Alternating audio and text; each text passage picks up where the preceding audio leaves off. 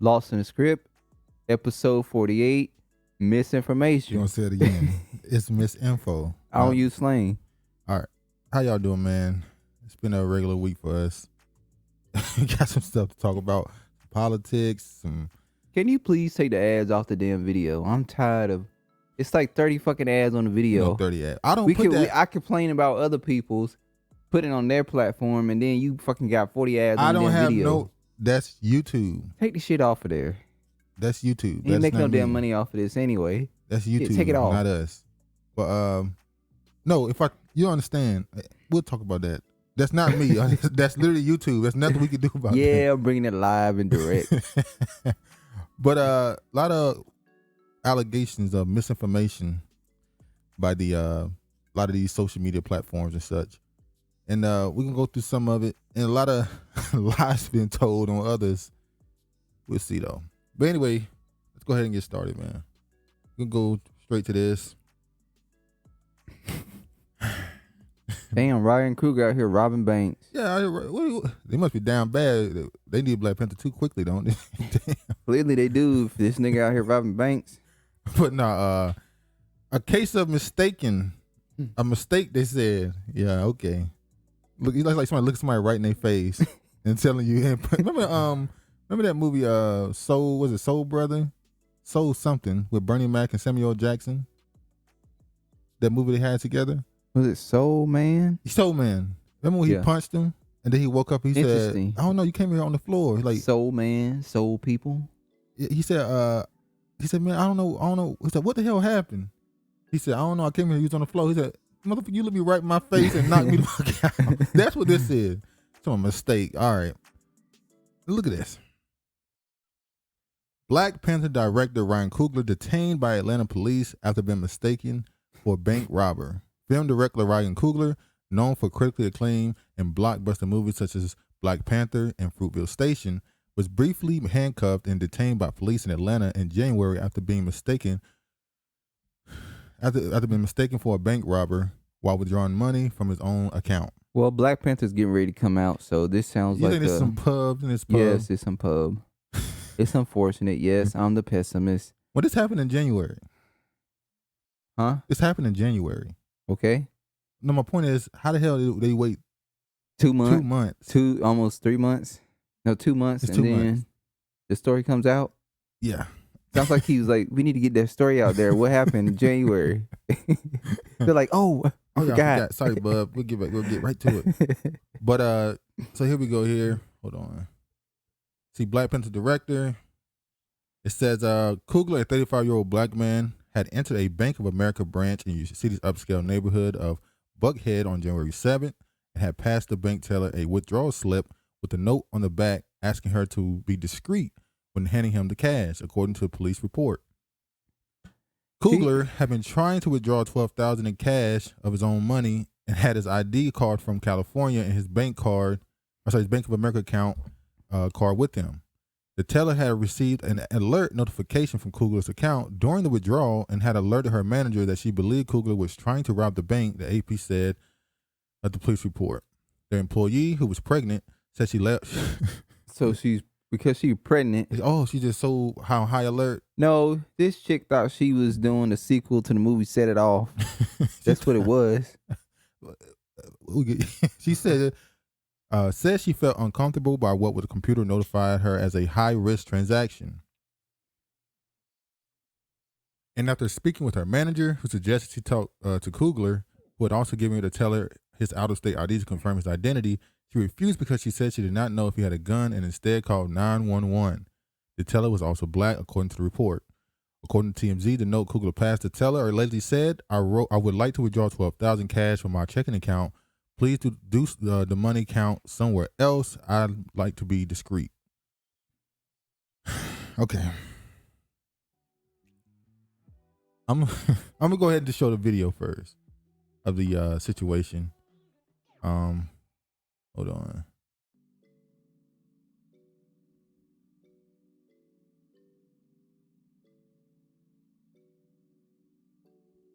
This must be that blackmail privilege they be telling us about.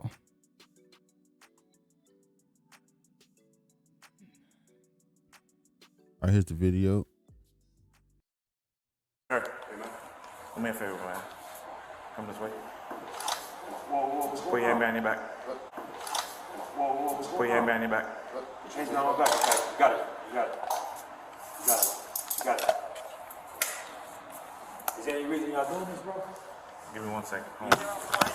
Good job, guys. Good job, guys.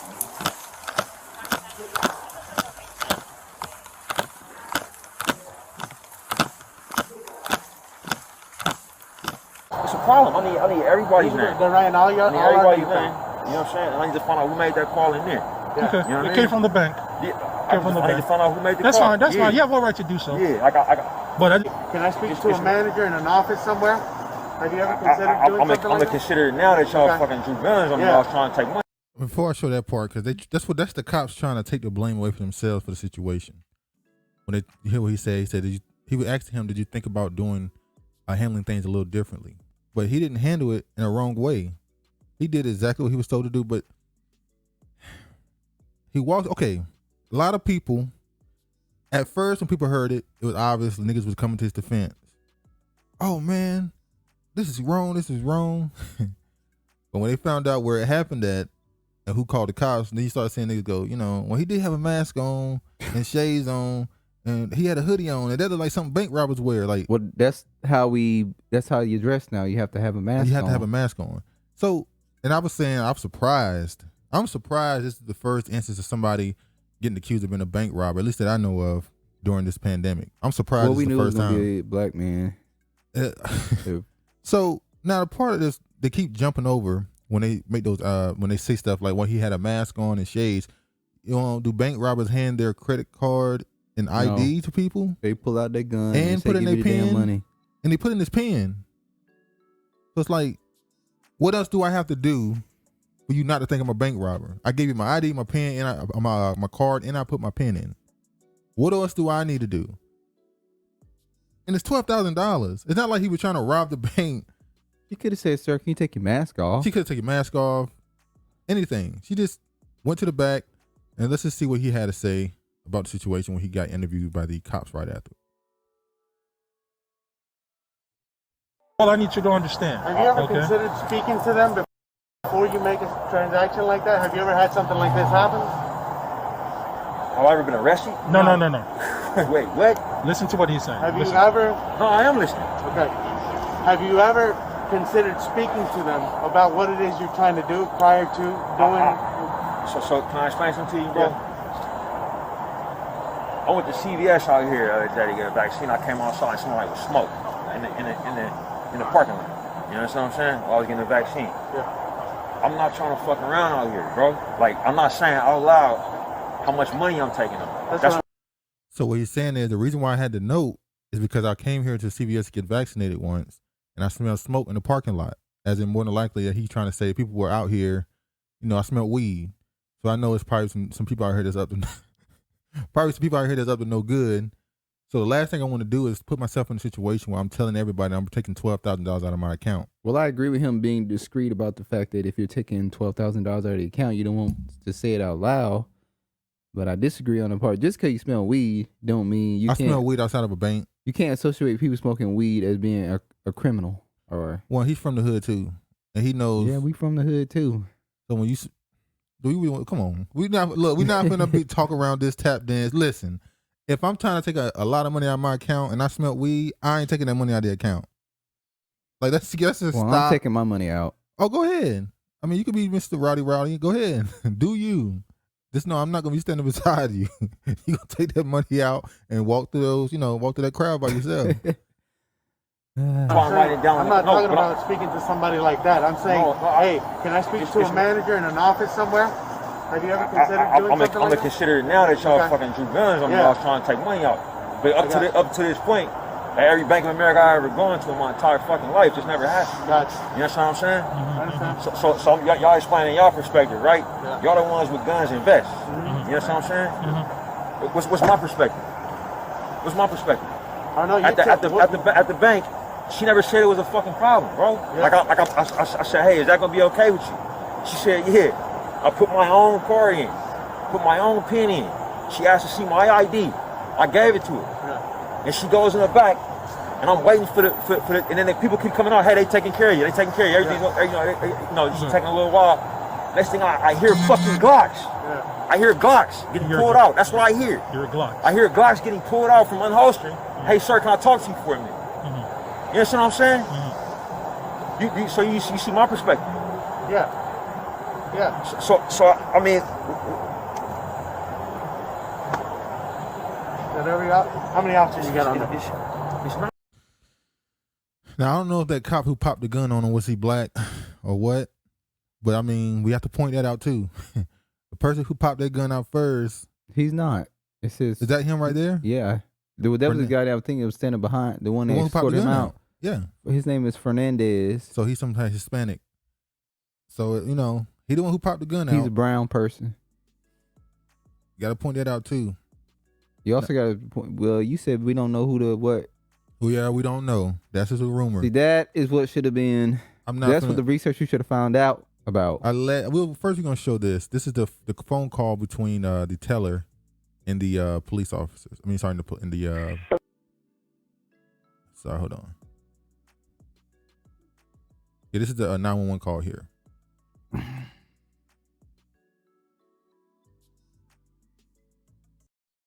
And so I just told my manager I didn't feel comfortable. So he told me to call police while he, I guess, stalled for What a is minute. what is on the note, ma'am? It just says I want to withdraw $12,000. Just be discreet. Is this an actual customer, or are they trying to rob the bank? They had a debit card and he inserted it. He gave me a California ID, but I was like, okay. I was like, how do you want the cash back? And he's like, just look at the note. And he had no weapons, correct? Not that I know of. He just has on black sunshades and a black hat. Is he a black male, white male? He's a black male. And every time I ask him like a question, he's like, look at the note. So, okay. But he inserted his debit card, and then I asked for his ID. He handed me his ID as a California ID. But I didn't look at his name because I'm just like so shook up. Like, I don't know. Shook up? She sounds stupid. Hold on. Yeah. She sounds like she's slow. Come on. You should not be working in the bank. Hold on. Let's finish. What he trying to do? So I just told him, give me one moment. I have to get my manager. Okay, so none of his Now this is what I'm gonna go. Information was even verified. Okay, he might just want to be discreet, but I have police en route. Now you hear her? She said she said you didn't even verify. He might just want to be discreet, but okay, I got cops around. It would have been okay for you to say, "Sir, you have an ID, out of state ID. Can I see it? Can I see your face?" Okay, you saw who it was.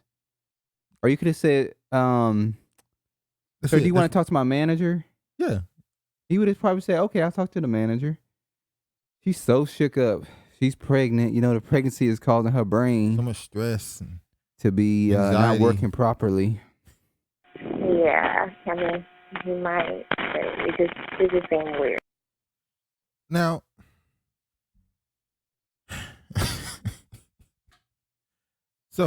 allegedly, they said the woman who called the cops on him, name was Maria something with an O. It sounds like some a name from Africa or something. Now that is alleged. They do not have the name, as far as I know. I have not verified it. We do not know the woman's name. All we know is it's a black woman. Now we talk about conspiracy theories a lot.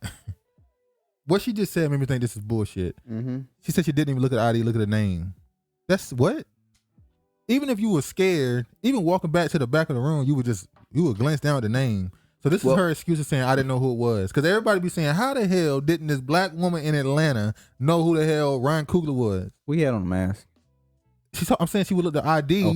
She would have saw his name. Well, that's a part of customer service and courtesy is when you go into the bank, they look at your name so they can call you by your name. They'll say, do you want to... So what was she calling them? Sir? She was calling nothing. When I go to my bank, they either say Travis or they say my last name. I thought you said your last name for a second. I was like, nigga, what you doing? I ain't slow. I'm sorry. She confuses. I'm now. It done dripped on my bad. But that's how you know it doesn't make sense. She said she asked him multiple questions, and he kept just telling her, look at the paper. So how were you referring to him? As just sir? You never thought to look down at the name. They either say your first name. Or your last name. Or they say Mr. Such or Mrs. Such. When they become comfortable with you, they say your first name. They say your first name. So her not looking at the name, them waiting to put this out, because this happened in January, we didn't find out about till now, tells me this is some, headlines. It's to grab headlines. Don't be surprised in the next week or so we heard some news about Black Panther 2. Like this is like, I'm sorry. Sell your man. What? Sell your movie, Mr. Ryan Coogler. Sell your movie. We know it's hard out here. Yeah. Pandemic, boy. Pandemic got your ass. They're trying to get niggas back in the office. We'll get to that later. But yeah, her not looking at the name, that's where I'm like, okay, this is stupid. She just never looked at the name. Okay. Because she looked at that name, everybody in their mind would have said, okay. Did they tell her? I'm not saying you have to be a person who find out the name of directors when a movie come out, but his name was put everywhere before, during, and after that movie's release. There's no way you don't know his name. Even if you just saw it, you'd be like, Ryan, I know that name somewhere. Like, come on, bro. That's bullshit. Now we look at this on the other side. This from a perspective of, damn, I can't even get money on my own account. You see a lot of people looking at this like, oh, see, this proves the danger that the black man is in. Now, in this scenario, it could have went left. If this was a real scenario, it could have went left quickly. If he would have been standing there and the cop said, can I talk to you, sir? He go, what you want to talk to me for? I do, I ain't did nothing. Leave me alone. I'm just trying to take money on my account. I mean, the cops were doing their job.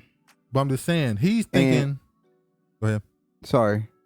I do agree with the police officers. I think it do make more sense when you go into the bank when you're a celebrity and you're asking for that amount of money and you don't feel safe in the environment that you're in to say it out loud.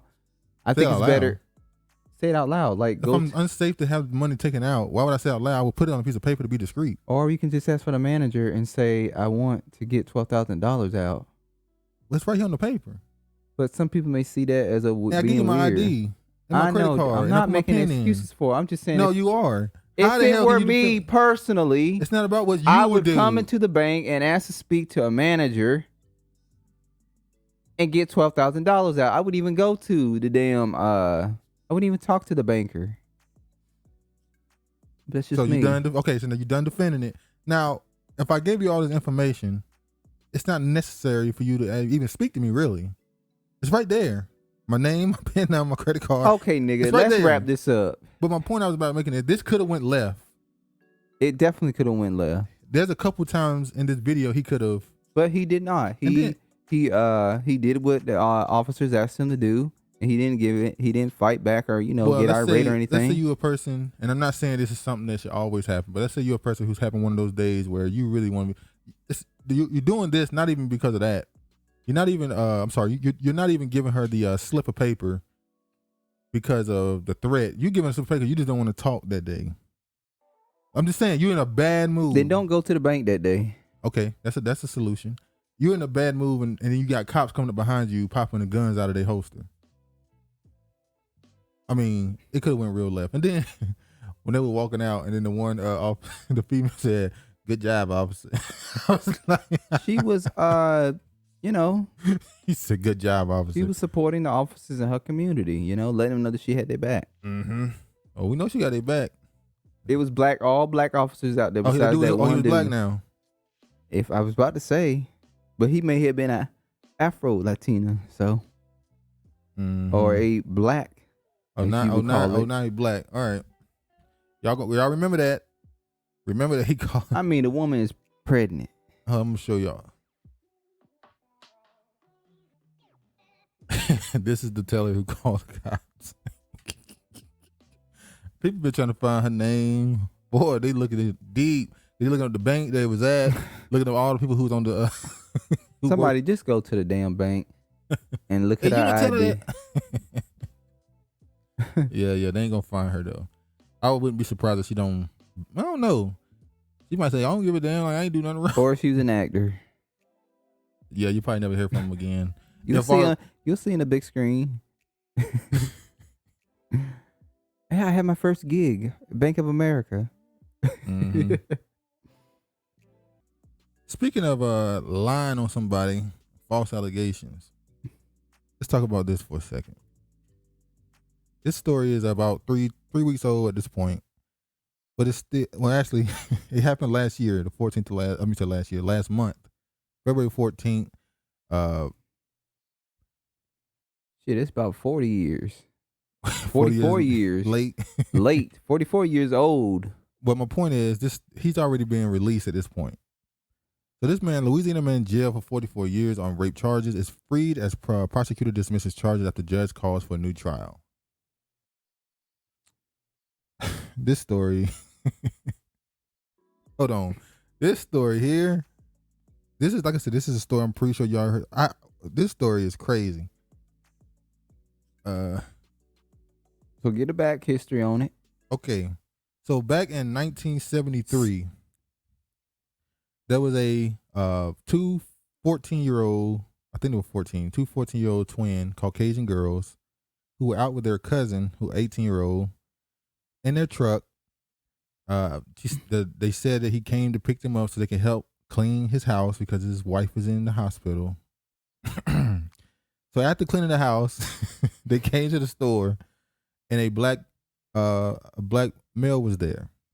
Now, according to one of the sisters, the black male or black man accused her cousin of trying to hit him. He then got out of the car, apologized, and all this other stuff. The other one said, and the cousin said, the male cousin, the white male cousin, 18-year-old, said that the reason why they stopped and started talking to him is because he asked for some weed. One of the sisters said she got some weed, said she had 2 roaches in her bra. They took the weed out of the roaches, put it into he dumped the tobacco out of a cigarette. They couldn't light it because there wasn't enough weed. The black guy ended up asking them. He actually helped them steal some gas, $2 worth of gas. Then he asked them to take him to a home or a party. They ended up going down this. I don't know how they ended up going down a dirt road, not knowing where they're going. He then gets out of the car. He has a knife and a gun. One sister said he knew he had a knife and a gun at the store. The other said that they knew it when they stopped in the dirt road. Gets out of the car, makes the male cousin get into the trunk, makes the sisters tell them to strip. One tries to run. He grabs her, put her in the trunk. The one he don't put in the trunk, he then proceeds to assault her. Then he drives around with her, stops, takes her out of the car and put her in the trunk and take the other sister out, assaults her, then puts her in the front seat with him and drive around, and they have a conversation. This sister said he actually was nice. He was nice somehow. Then he gets them out of the car, drives to a graveyard, and tells them, you see all these dead bodies? It's going to be one of y'all if y'all say something. He then tells them, they know his name. He asked for their name and said that if y'all say something, my family going to get y'all. And then he runs off to the bus, past the bus station. That's the story they say happened. I know y'all it sound believe like that shit. It sound like bull. Now, CBS Morning News did a dissection of this bullshit story. Miss Gayle King.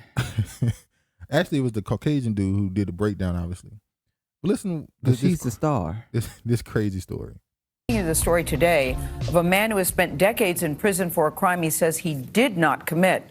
His name is Vincent Simmons. He's serving a 100-year prison sentence in Louisiana after being convicted of attempted aggravated rape of 2 14-year-old twin sisters back in 1977. But there have always been unanswered questions in this case, and a judge is about to rule on whether Simmons will get a new trial. Lead national correspondent David Begnaud has spent months reporting on this story, and he's got some new developments that could change this case. David joins us now. Good morning to you, David. Good morning, Gail. What you are about to hear, the jury never heard. Starting with the initial report that the twins gave to police about who they say sexually assaulted them. A questionable photo, the forensic exam conducted by a doctor on the twins, and then we have an explosive revelation that no one has heard until we started investigating this story. In the rural center of Louisiana, there has been a haunting question hanging over Marksville for decades. Did Vincent Simmons get a fair trial in 1977 when he was convicted of a heinous crime against 14-year-old twin sisters? He raped two of us, and he put us in a trunk to die. He had me write our names down, and he told us he was going to kill us. And we believed every word of it. And we were not going to tell anyone. Our plan was we were going to die with this. But 2 weeks later, word got to the sheriff. And that is when Karen and Sharon Sanders reluctantly reported some details, claiming they were forcibly taken by a black man to a country road and sexually assaulted for 3 hours in a car that belonged. 3 hours. It was just. I'm gonna leave it alone. Yeah. Belonged to their 18-year-old cousin, Keith Laborde, while he was locked in the trunk. We called him Simmons. Keith was the one that had him in the car for 3 hours. Yeah, at least one of them. All night. There's so many things about that night. He gave us his name. When you were questioned by the sheriff, Yes. you never gave the name Simmons. No, we did not. You never described what he looked like. No, we did not. You said all Blacks look alike. And you said all N-words. That's right. Sure did. So how are we to square the fact that that night you couldn't explain anything? You didn't have his name, you didn't know what he looked like, but now you're telling me today, and you testified at trial, that his name was Simmons. That's right. How does that happen? Okay, this is how it happens. We had all three swore to each other that we would not tell a soul. May I ask you, with all due respect? Yes. Why did you make that pact to not say anything? Why We wouldn't were you scared. immediately report it? Because we were scared. He told us that he had friends and that he would come back to kill us if we told anybody. 67 days after he was arrested, Simmons, who was known to police as a petty thief, was sentenced to 100 years in prison, convicted at 25 years old of attempted aggravated rape by a jury of 11 white men and 1 black woman. The first thing I want to say to you is that I know my client is innocent. Justin Bonus is the latest attorney to take up Simmons' case. He filed a motion to have Simmons released. This was a legal lynching. He is waiting for a Louisiana judge to rule next week on whether or not Simmons is entitled to a new trial. There's no physical evidence that connects him to that crime. There's no blood, there's no semen, there's no hairs, there's nothing. Sharon talks about bleeding all over the car. Karen talks about a violent rape. Where's the evidence in the car? Where's the blood in the car? There's nothing that supports a crime happened, and there's definitely not anything that supports that a black man committed the crime. This is important for the viewers to know. A month or so ago, the DA offered to release him, but he wanted him to register as a sex offender. And what did Vincent say to you? No. Why? He didn't do this. So he turned down freedom. Correct. Because a sex offender registrant meant that much to him. Correct. That he didn't want to do it. Correct. Because he's not a sex offender. This is the man who offered to release him, the current district attorney, Charlie Riddle. Why did you offer to release Mr. Because Simmons? today, 40 years would probably be the sentence that we would request in a case like this. This box, this. Instead, Riddle is now left to defend a case that, based on new information, raises more questions about whether Simmons is guilty. Years after going to prison, Simmons obtained the district attorney's evidence file about the case. In it, he claims he found a revealing medical report from the local coroner, a trained doctor who examined the twins. That report was never introduced at trial. One of the attorneys, who was Vincent's defense attorney at the time of trial, says they never knew that the coroner said you were a virgin, that the coroner said there was no evidence of sexual assault found on either one of you. Okay, well, They didn't know that. Well, it's 2 weeks later, and it's still not important. So when the coroner did a inspection of them, he found that one of them was a virgin and there was no sign of assault. And the other one, he wasn't a virgin and there was still no sign of assault. But it's not important because it was 2 weeks ago or later. Okay.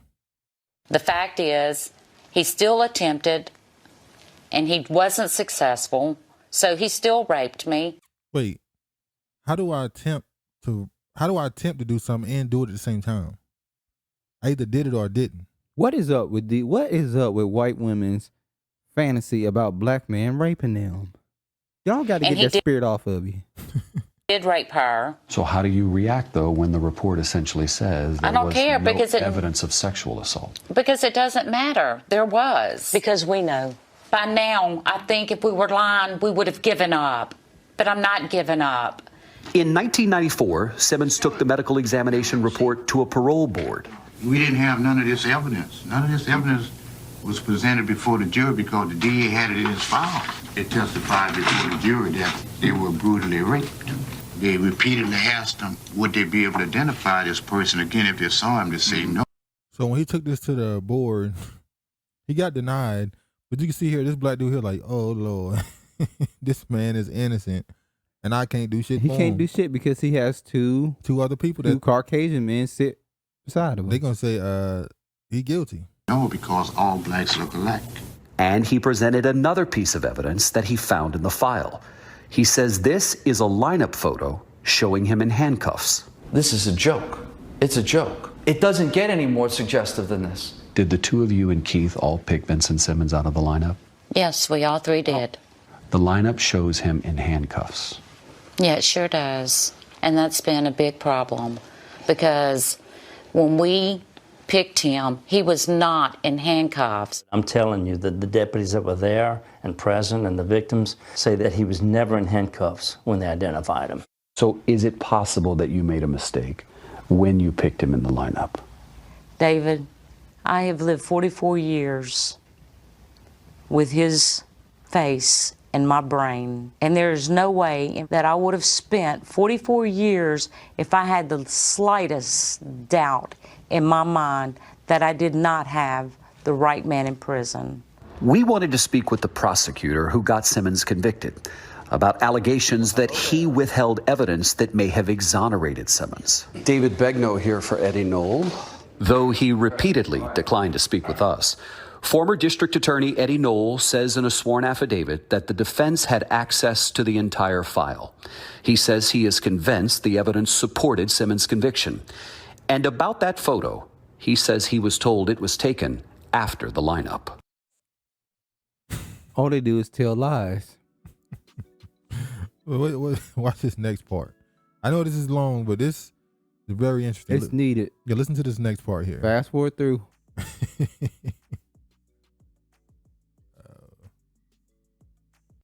Of consensual sex with Keith Laborde. We were kids. Yes, ma'am. We experimented. She just admitted that she was having sex with her cousin, her first cousin. She just a hoe. She got that spirit on her. You could just see. Yeah. So those trips she was taking to her cousin's house to clean up. Yeah, they were cleaning up all right. And I read through the investigative. I read through the questioning they had back in 1970s after this happening. And she went to the house she was cleaning up after she was done. She referenced in that questioning that, my cousin came and picked her up from my grandma to clean up his house because his wife is in hospital. And you go, what? Why is he coming to get you to clean up? Kissing cousins. So yes, if that's consensual, if that's whatever word you want to put to it. This happened before you say Vincent Simmons raped you. Yes. How old were you when it happened? I don't know, 9, 10, maybe. And 14, 20, 9, 25, 10, 11, 44. 12. Yeah, it kept happening. It never stopped. This the first time you're saying this publicly? Yes, it is. That's as newly discovered evidence as it gets, man. And it's out of the horse's mouth. She's no longer a victim. My client's a victim. It's evidence that Vincent, at trial, This white dude seemed pissed on me. Now, when he read the story, he said, I see why they so angry. the spirit that rubbed off on him, he just being angry this whole video. Yeah, he been remember the He's like, I just can't believe this is a travesty this in law. story. Don't make He also seemed like he's performative. Mm-hmm. He's trying to make it as a ambulance chaser. He's trying to be out there with Crump. You're gonna get some civil rights. Watch out, Ben. You got a white man on the coming You at got a you. white man that's coming for your check. Ben said, hell to the no. Ben ain't worried about nothing. His defense attorneys would have ran to that so fast, they would have blamed Keith. Now that we know that this guy was preying on her, and she for the first time reveals this, it calls into question everything that she said before. Everything. One thing has nothing to do with the other thing. Yeah, we were young, we experimented, but that has nothing to do with what Vincent did. That's two separate incidents. That's two separate things. The twins insist they are the victims, wounded by what happened, and they blame the legal system for not ensuring that Simmons' unanimous conviction was irrefutable. They know the challenge that they're facing. My thing is this, because of what maybe should have been done, that wasn't done, the things we should have said, that we didn't say. Also.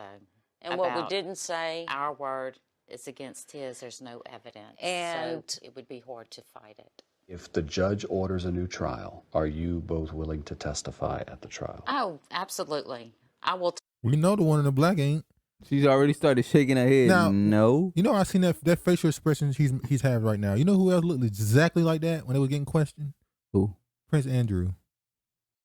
Every time, remember Prince Andrew? Go back and watch that Prince Andrew interview he had right after the Jeffrey Epstein stuff.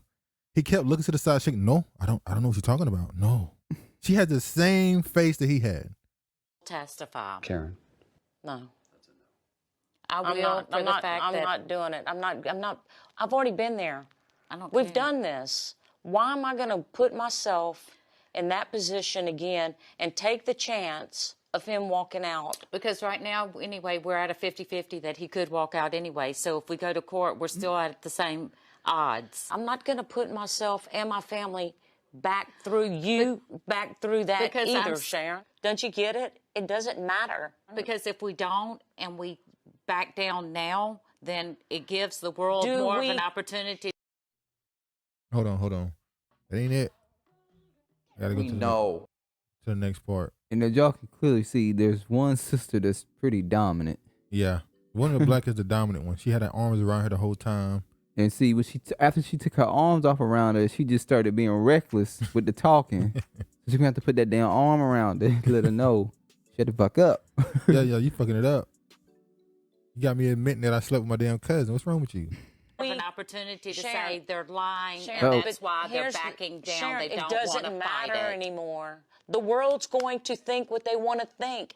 No matter how hard we fight, it doesn't matter. It does matter. It doesn't. I want him to be miserable for the rest of his remaining days. Sharon, guess what? There's coming a day when he'll stand before God and he will be miserable. He's already been judged guilty. He will die guilty. And when he goes and he stands before the Lord, he will still be guilty. Okay? All right, Karen. The man was so like, here's what happens next. Next Monday, a judge will decide whether or not to grant Vincent Simmons a new trial. That judge has already said that there's a constitutional violation in which Simmons was convicted without all of the evidence being given to his defense team. If the judge declares a new trial, sources say the district attorney will not retry Vincent Simmons because he believes he'd probably lose. So let me get this straight. Keith is the cousin? That's right. And originally it was reported that Keith was locked in the car. That's right. And now we're finding out that Keith had apparently had sex with one of the sisters that was never revealed. Karen says that. Keith denies it. Well, there is an air of racism that hangs over this whole case. I'm curious whether the sisters said to you in a different clip that, oh, they're not racist. Yes, they use the N-word. Yes, they said all black people look alike, but that's not them. Did they deny that in any way? The sisters do not believe they are racist. They admitted saying all black people, all N-words look alike, and they say it without sort of wincing, right? Growing up in South Louisiana, I can tell you back in 1977, with the KKK where it was, there definitely are hints of racism in various parts of the state. Was racism baked into this? One of the jurors, the only black woman who was on that case, says when she walked into the room, she said, the white men looked at me and they said, Doesn't matter what you think. Yeah. He's guilty. I'm still stunned by the cousin revelation. Hey, Jail can't let that go. Look, hold on. We're not moving past the kissing cousins, as they call it. We're not moving past this. So he was granted a trial, as you saw earlier. He was released immediately. They didn't even fight it. I haven't seen any responses from the sisters. They probably say no comment now. They running head in the hole. Can you imagine though, getting 100 years? Look, how many cases have we seen now that they're just releasing them left and right, left and right, left and right? Let me say this. Look, I'm not somebody that can judge people. That's Most High's. He judge people. I don't know what he did, but the Most High wanted him to learn a lesson. I don't know what he did. Well, sometimes he preserves you for when he needs you too. Maybe that, but good Lord, 44 years. And I don't, a lot of times in those type of cases, you can't sue because you're not acquitted of the crime. You're simply released because of some type of legal issue. Well, no, he's acquitted of the crime. So they're saying he didn't do it. They're saying he didn't do it. They're saying if we retry this case, we're gonna lose. Well, yeah, he should be able to sue. We don't have any evidence to back it up. Well, he should be able to sue. So he's acquitted. So get your money. 44 years. Damn. Good Lord. Out of a 100-year sentence, you served 44, almost half of it.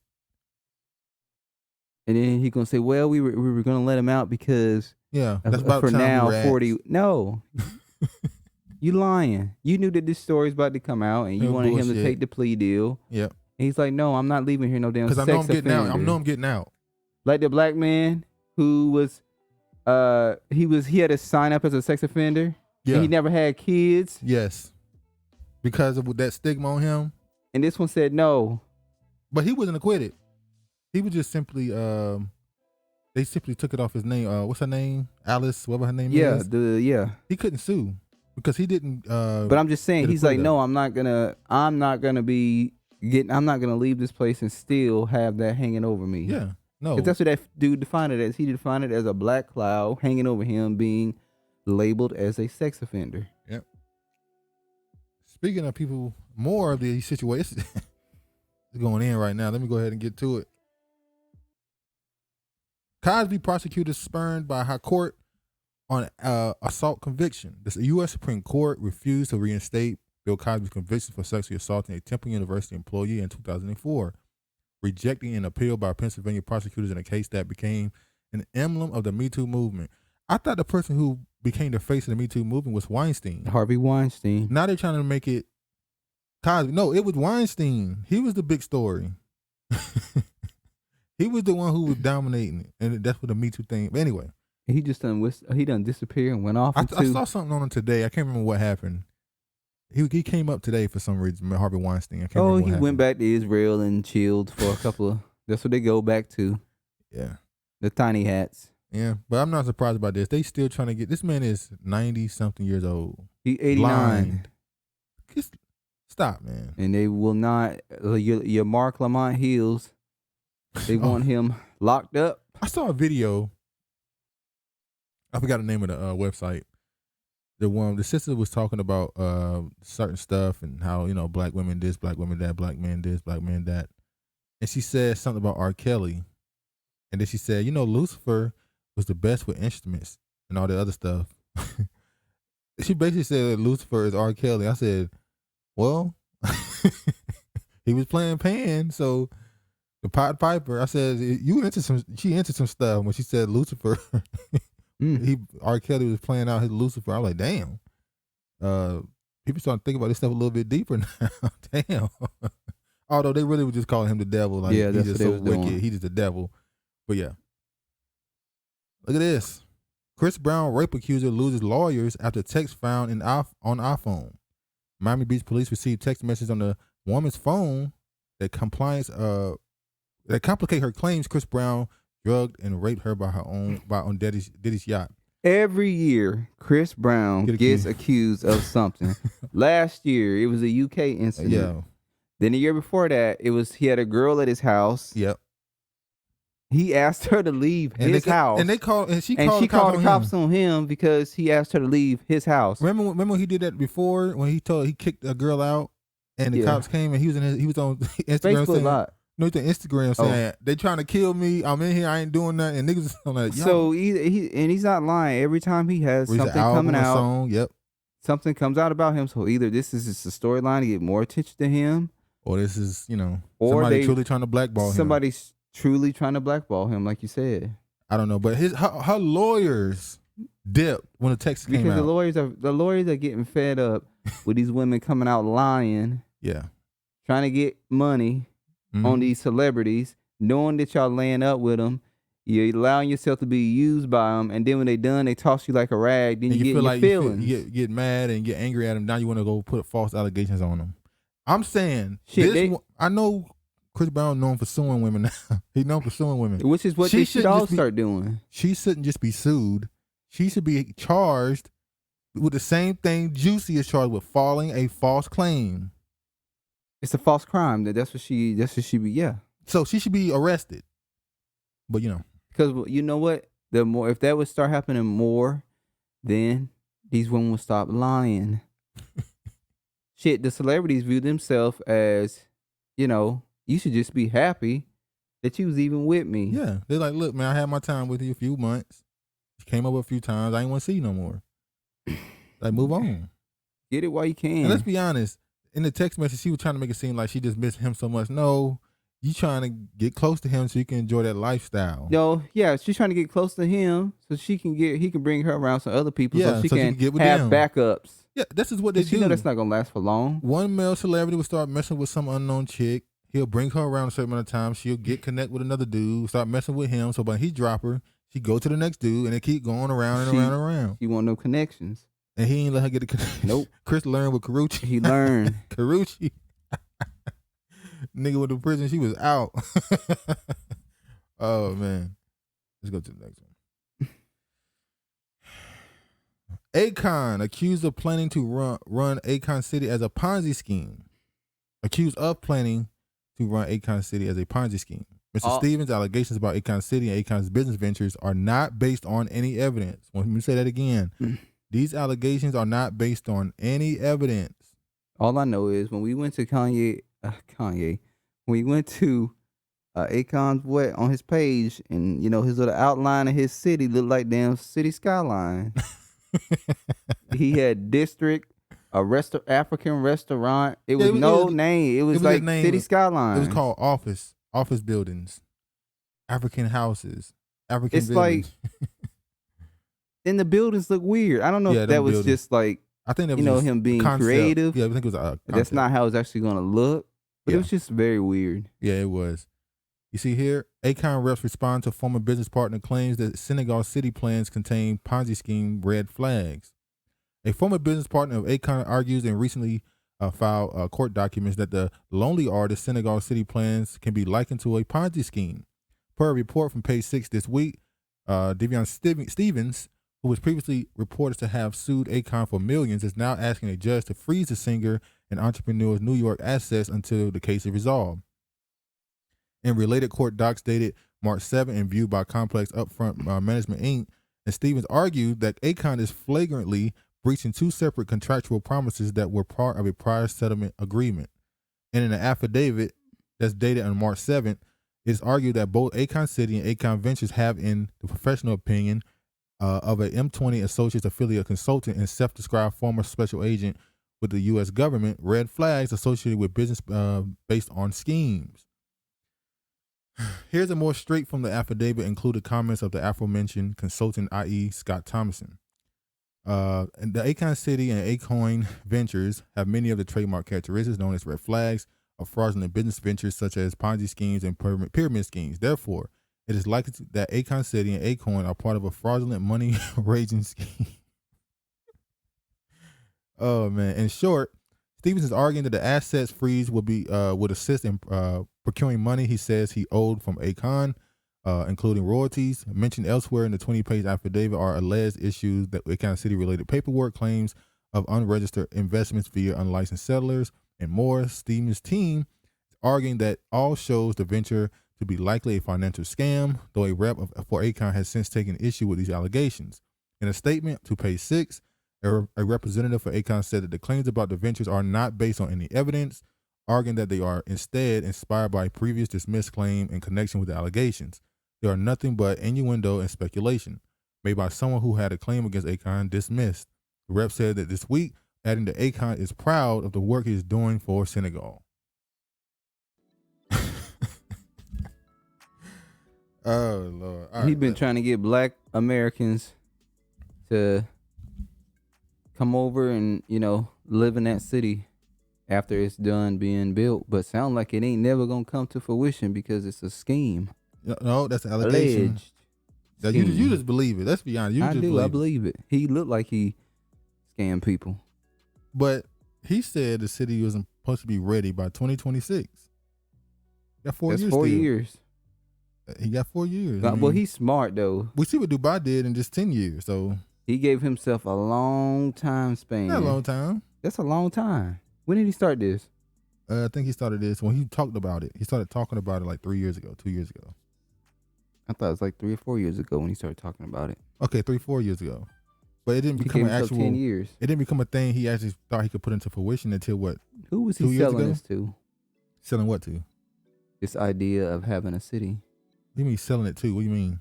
What demographic was he selling this city to? He was telling black Americans. Oh, so we were just talking about when he started it. Mm-hmm. Cool.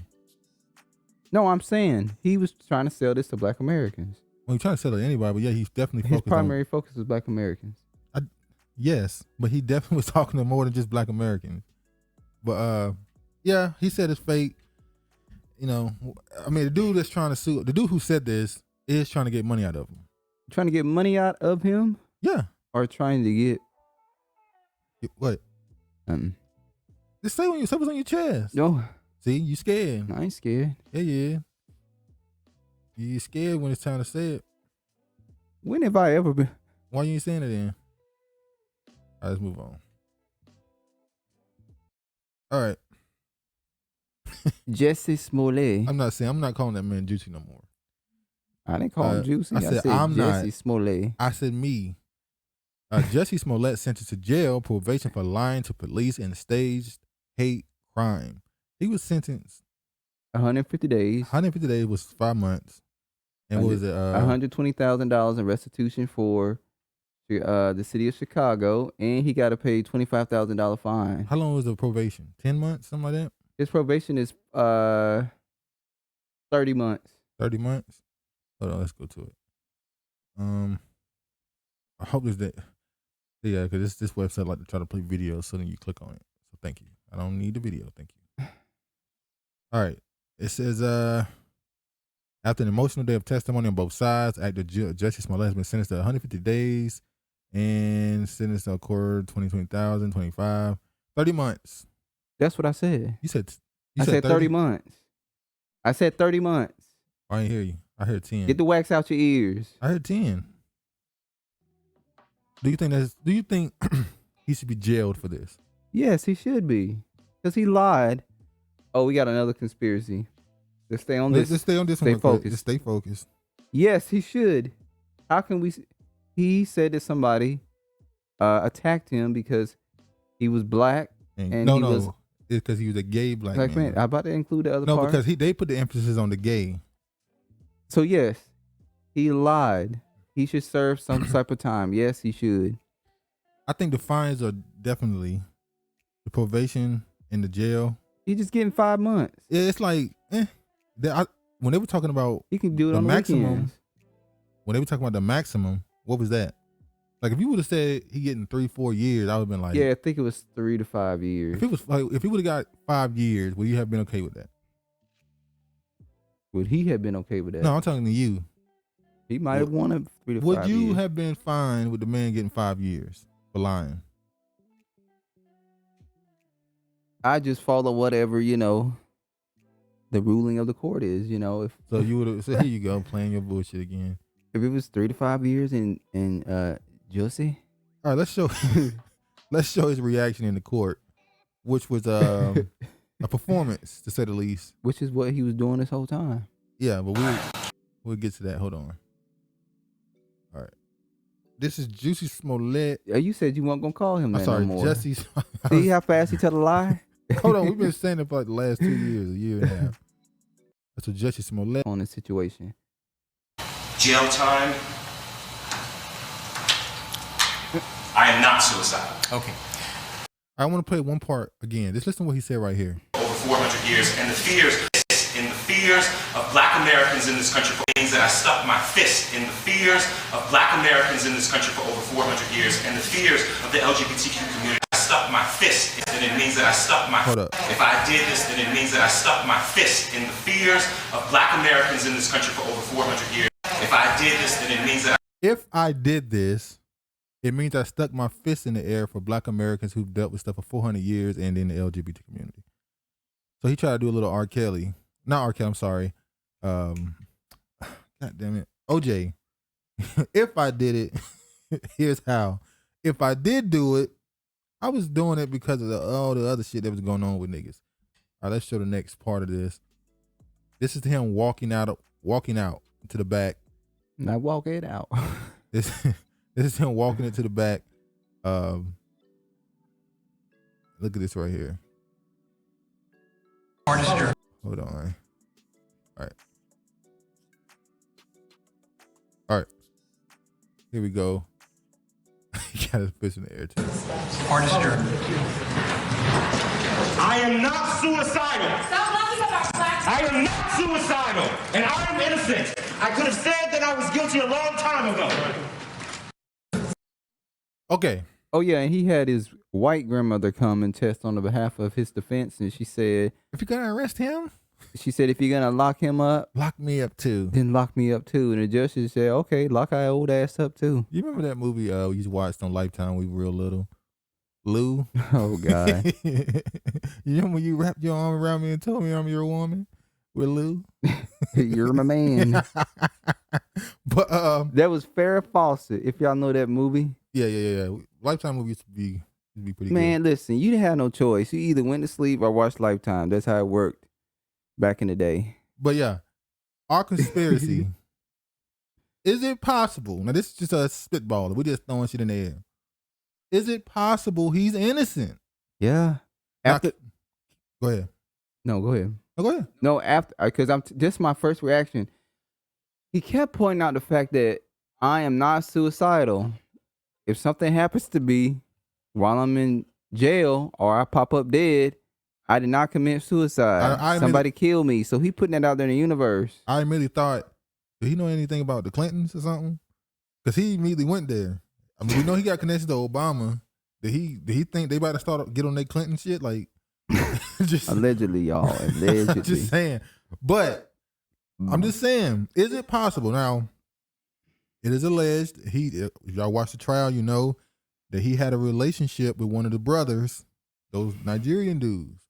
He denies it, but he said they were doing it.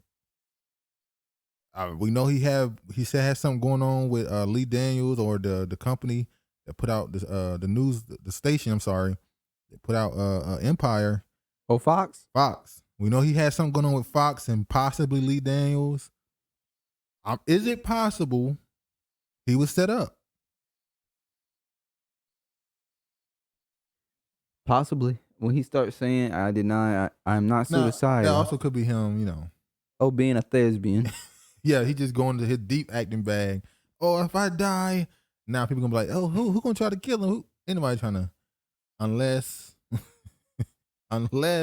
they did use him to pass that gay lynching bill. Yeah.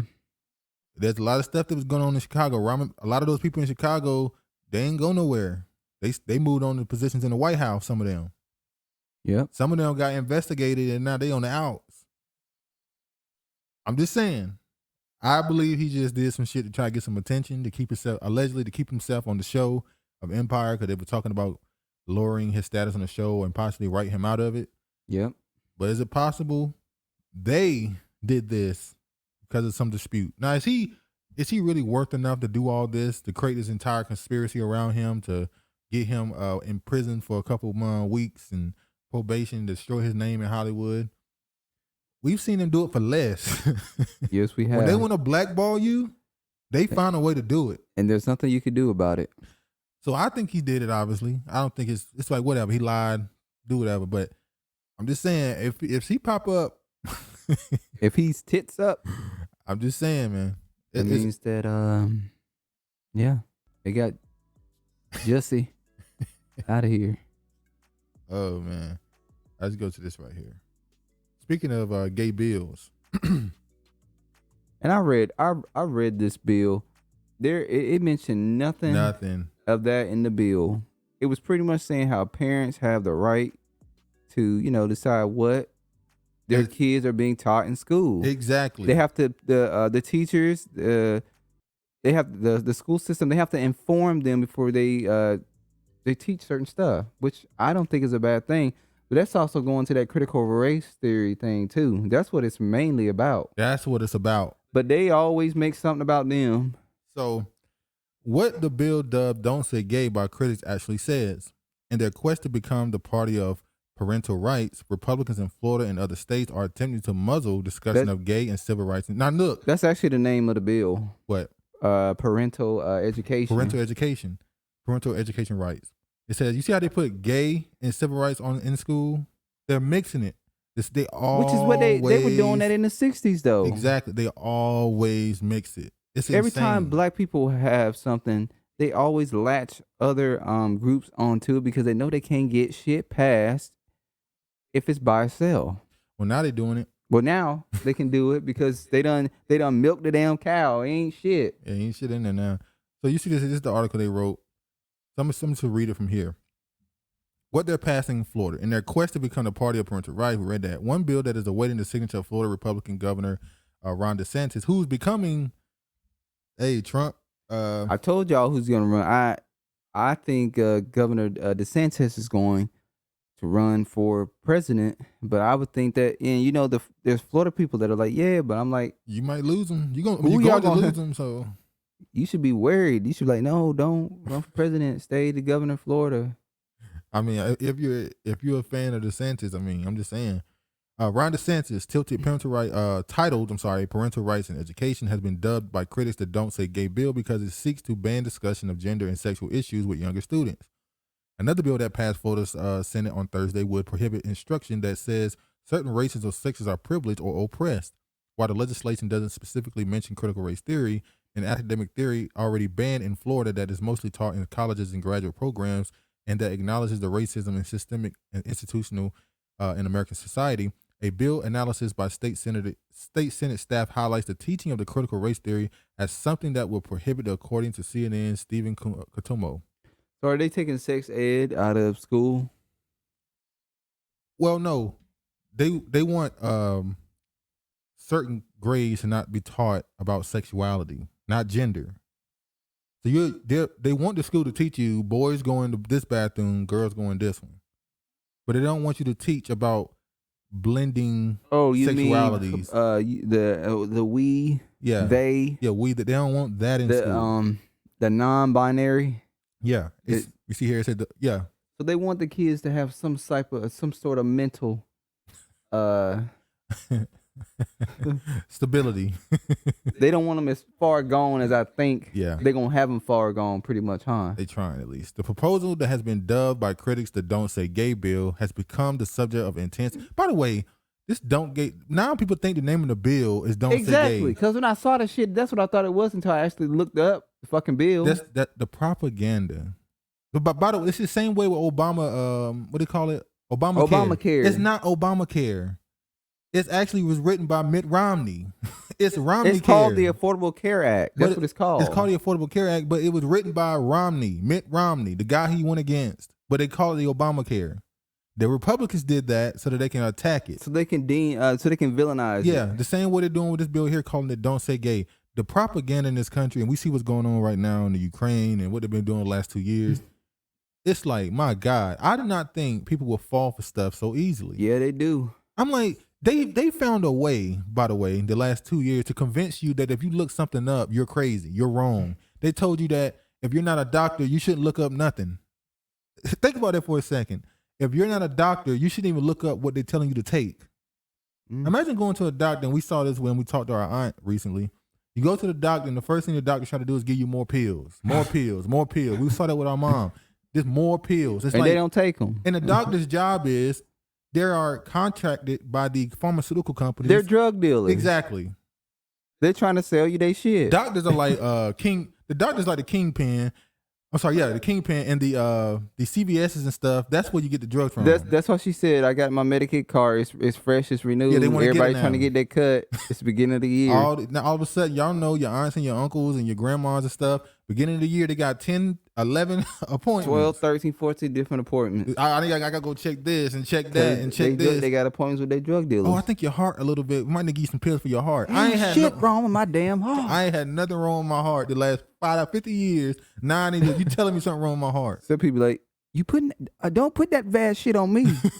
Ain't nothing wrong with kidney. It's like when people they sick, but they just normal. Then they go to the doctor and they get told they sick, and all of a sudden they just break down. Actually, because it's mental. Actually, that's what happens when people who have cancer, they don't be really into They have a little aches here, headaches, this right But here. when the doctor said, "Oh, you have stage 3 cancer," and it's just like all of a sudden 2 days later they just barely can walk because they have it's a mental thing that has kicked in for them. They do the same thing with placebos. A person will be sick. They'll give them a placebo, which is nothing. It's just a water pill. It's nothing. And the person will think they healed. And it's like, it's mental more than it is physical. But yeah. Students in Florida organized protests at schools at the state capitol. The White House has called it cruel. It is certainly something that is not helping, young people who are members of the LGBTQI. Damn, where'd that come from? Plus, I don't know. Community who are intersexuality. What is I? I don't know. You know what? Community who are already vulnerable, already being bullied. The White House Press Secretary Jen Psaki said when asked about the Florida legislation in February. The CEO of Disney faced a serious backlash after he initially refrained from criticizing the bill. He now plans to take LGBTQ leaders from the company, a major Florida employer, to meet with DeSantis before he signs it. They want that P on there so bad, but they cannot put that P on that damn on the alphabet. They can't put the P on there yet, but that P and that B is gonna be on there. Oh, and then the necrophilia. Necrophilia. Yep, that N is gonna be necrophilia. No, that yeah. That's it. That N, that B, and that P is gonna be on there. That's when it get real dark. By the way, guess who popping back up? Now we talking about hold on, I'm gonna show this first. Hold on. Now, every once in a while we talk about Black News Channel. Yeah, I know. And discuss. Black News Channel. It's the worst thing that ever could happen. I don't even think. Do we need to show the first? It's a 11 minute. We're not gonna show the whole 11 minutes. We can't. We just can't. Because I ain't gonna be able to tolerate it. We're just gonna show the beginning. LGBTQ Florida. And just show how they frame this entire discussion. Yeah, and their look at in their thumbnail they put a interracial. I'm sure it is. No, they put 2 white men. Now in the Black News Channel in their thumbnail they put 2 white men. What does the opening say when it opens up? Hold on. All right, here we go. BNC, America's Black News Channel. Watch us on all major cable providers and major streaming platforms. Finally, news that speaks to us.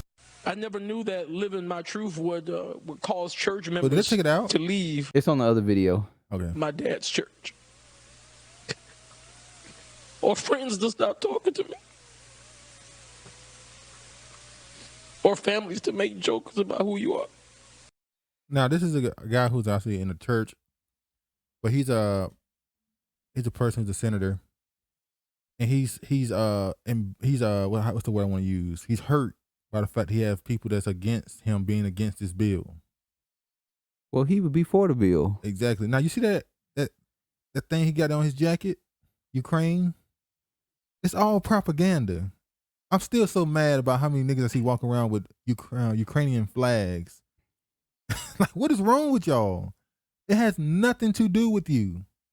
You should be able to look at what's going on and assess it for how it can affect yours.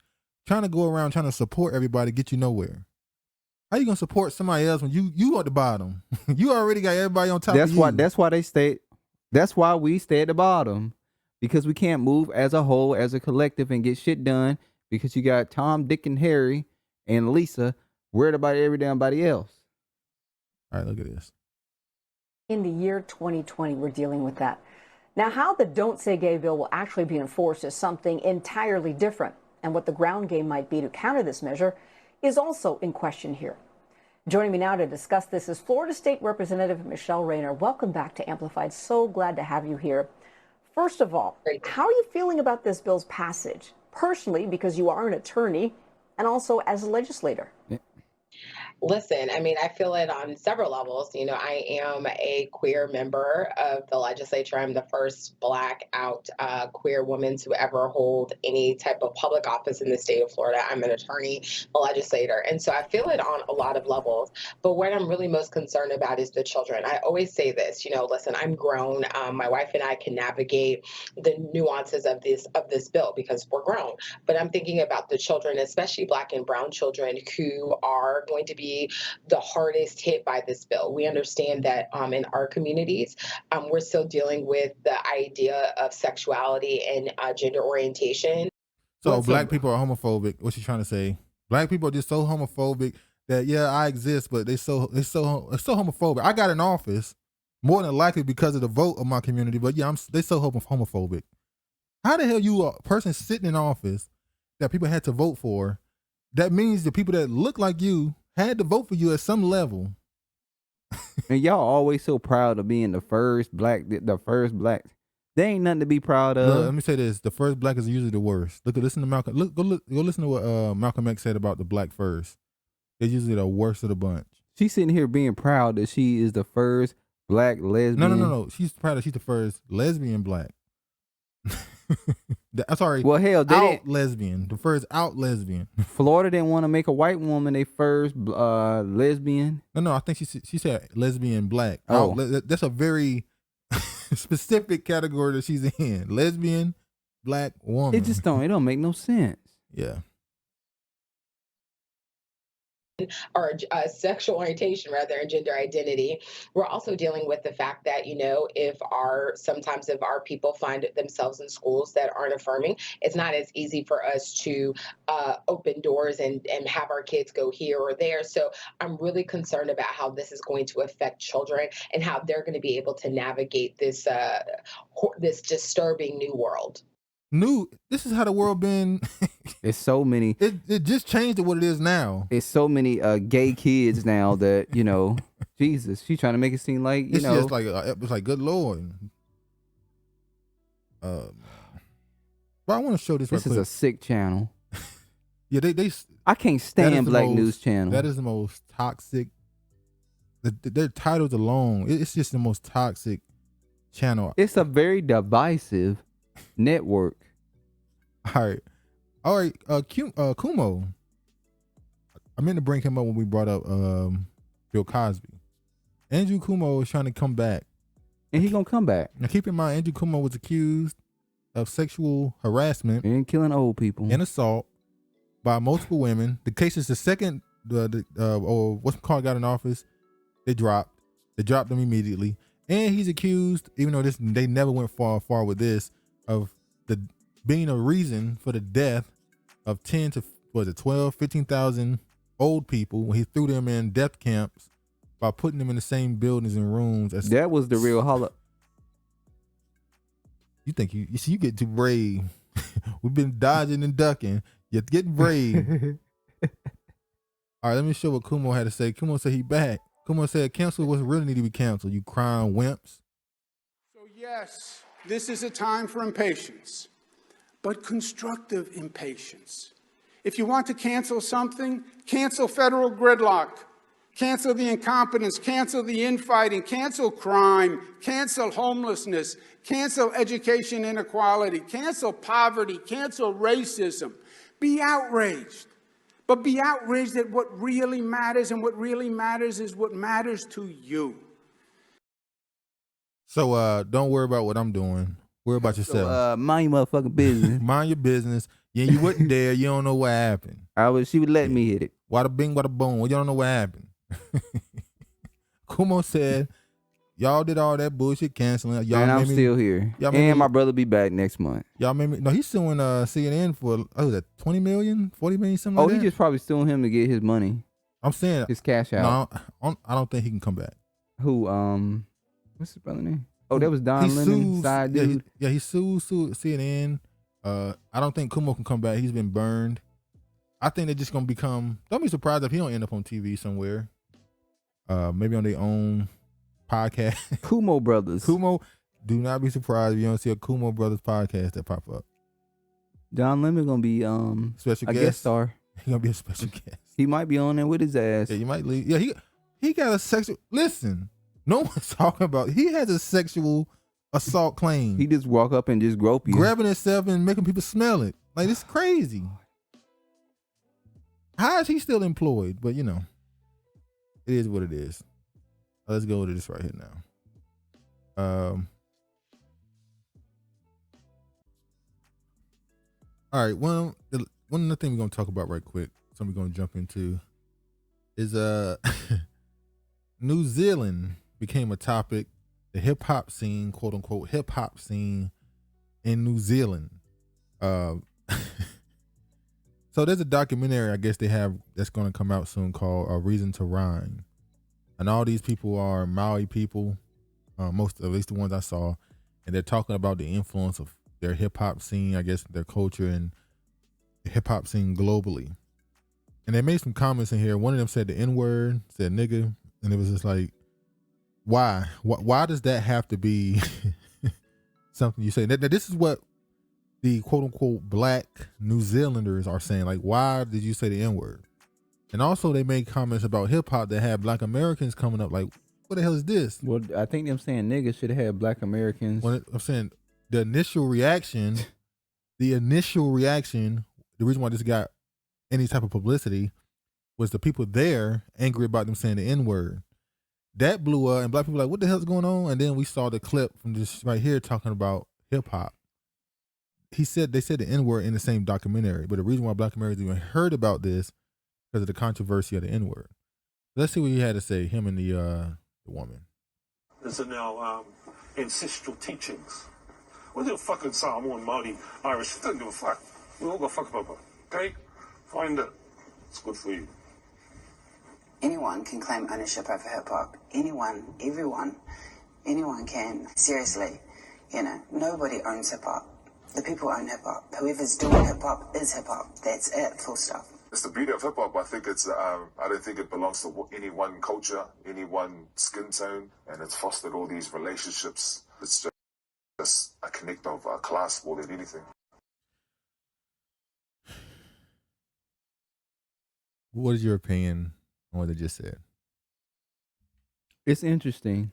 If I decided I wanted to take their dancing and their beats, what they do, because they do that New Zealand dance they do, that soccer or football. Is it soccer rugby?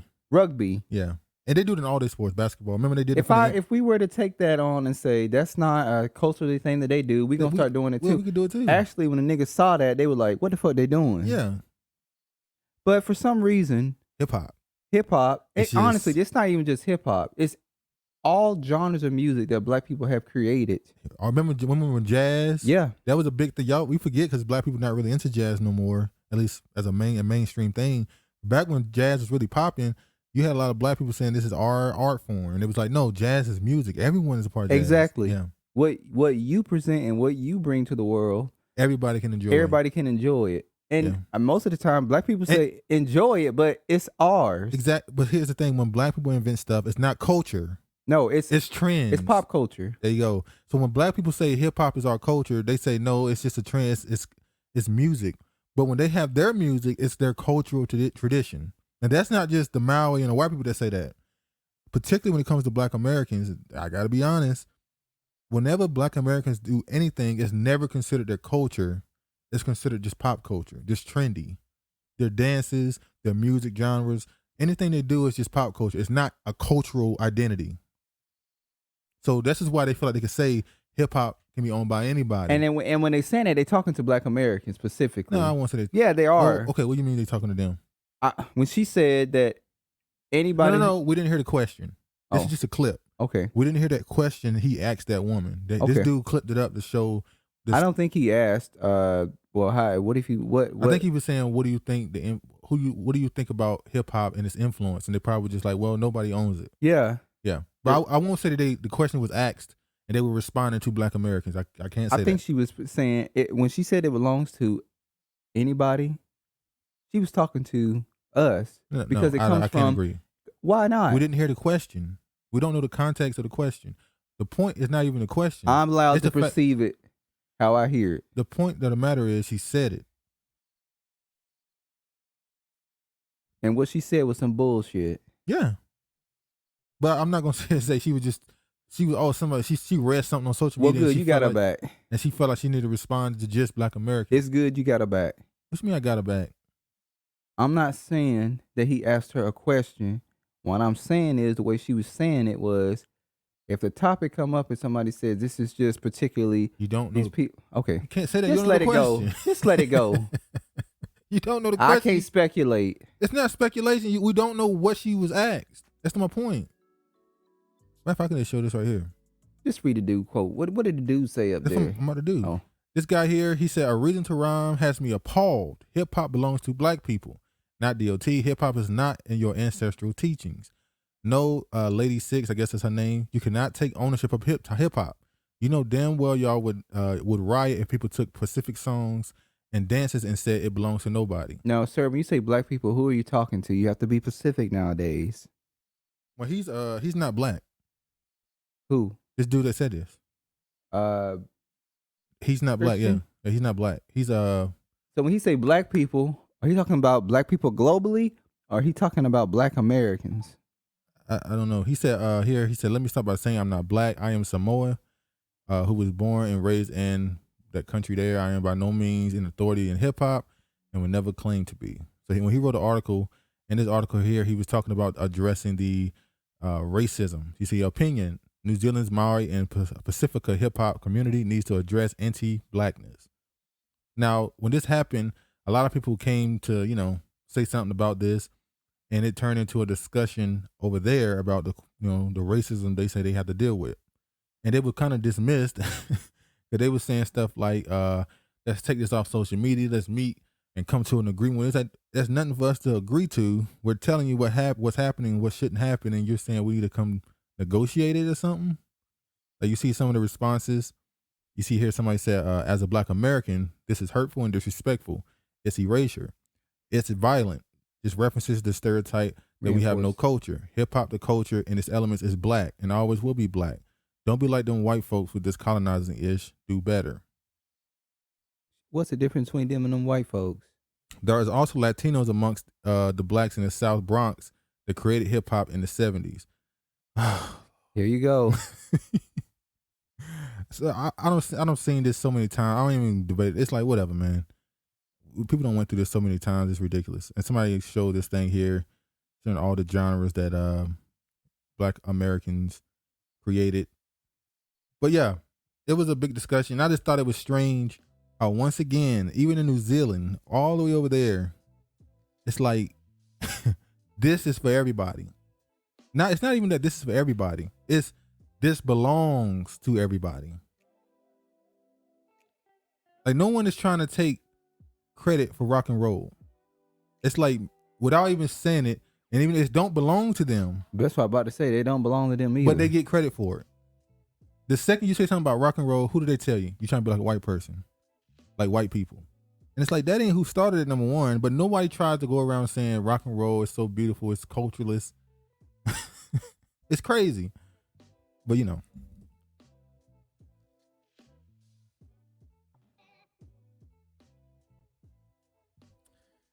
Okay. Kamala had another stressful. I'm gonna say stressful. She had another stressful week. She stays. She have a stressful week every week. Gas she prices, she don't know what she talking about or what she doing. Gas prices going up, inflation going up, misinformation going up, as they say. Biden just. Did you see what Biden said? About what? Hold on, let me show you. All right, now listen to what. Now we saw Biden tell people that if you don't know if you should vote for him over Trump, You ain't black. We saw what he said to those so-called Black Caucus members in that Zoom call when he just did. That was our first, that's our second and third video upload. What he said to them. Disrespect them to their face. How he talked to them just like they were children. Now listen to what he said here. This is crazy.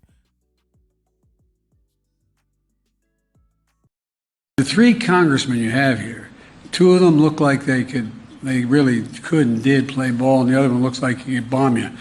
The three congressmen you have here, two of them look like they really could and did play ball, and the other one looks like he could bomb you. He said the two black dudes basically look like they can play ball. And the guy in the middle like he's a bomb you.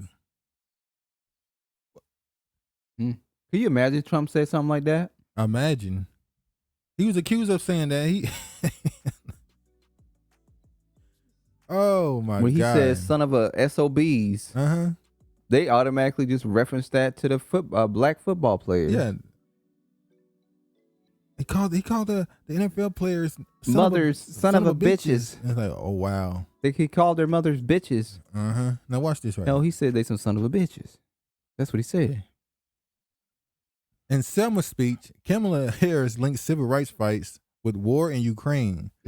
U.S. Vice President Kamala Harris speaks during an event in the Edmund Putch's Bridge, marking the 57th anniversary of the 1965 Bloody Sunday Civil Rights March in Selma, Alabama on Sunday, March 6, 2022. She would never compare their struggle to the Holocaust. Ever. And she married to a Jewish man, so she know better. He trained her right. Look at this right here. And a quick, it was a quick invocation, one you probably missed during the Vice President Kamala Harris visit to Selma yesterday. Standing at the bridge that was the site of the violent clash between civil rights leaders and segregationist police in 1965, the first black woman to serve as vice president drew a haunting parallel between the American icons who marched for the rights and the Ukrainians fighting for their country's survival against the invading Russian military. Today, the eyes of the world are on Ukraine and brave people who are fighting to protect their country and their democracy. And their bravery is a reminder that freedom and democracy can never be taken for granted, Harris saying, taking a pause here, by any of us. The whole intro took less than a minute, but she planted the seed of context with the speech that followed. It then was impossible not to be thinking about Ukraine while listening to a speech on voting rights and civil rights heroes. It was subtle and nuanced, and a reminder that Harris, at her best, is a formidable political talent. The resonance of the battle spread. We know what her talent is. She does have a talent. I don't think we need to read no more. So this woman just compared the civil rights movement to what's going on in Ukraine. Let me say this. That is I wouldn't even call that a war. It's like a before the war. Because it really ain't kicked off yet. Like people think it has not. Russia ain't did nothing yet. All that stuff you see, they putting out this propaganda. They ain't did nothing. They ain't did what they could have did. If they want to take over Ukraine, they could have did it a week ago. Yeah, a week. They would have surrendered in 3 days. They haven't done it yet.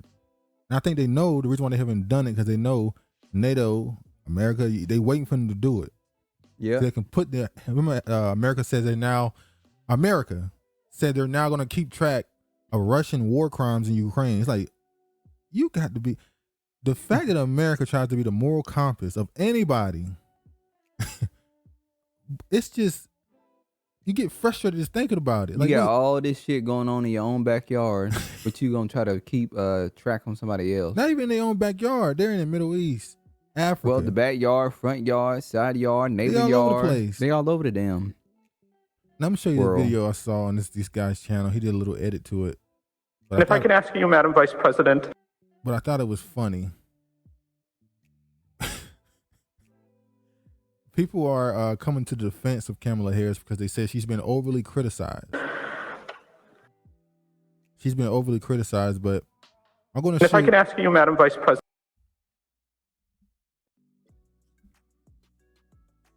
All right, here's the video here. If I can ask you, Madam Vice President.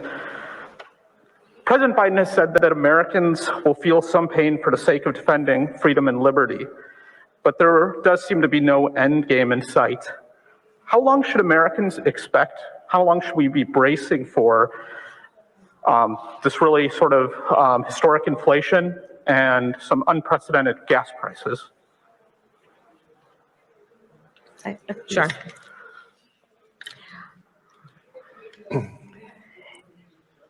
In terms of the discussions that the President, Johannes, and I had, they ranged in subject, including the issue of the Black Sea, and I'll let him explain in more detail as he would like. But we are.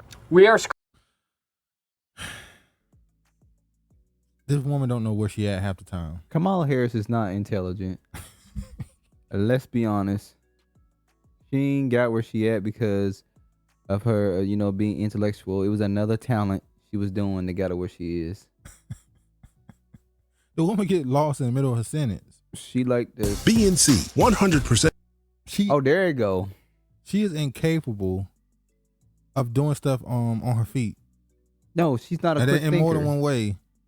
Huh? In more than one. She's incapable of what? She's incapable of doing stuff on her feet.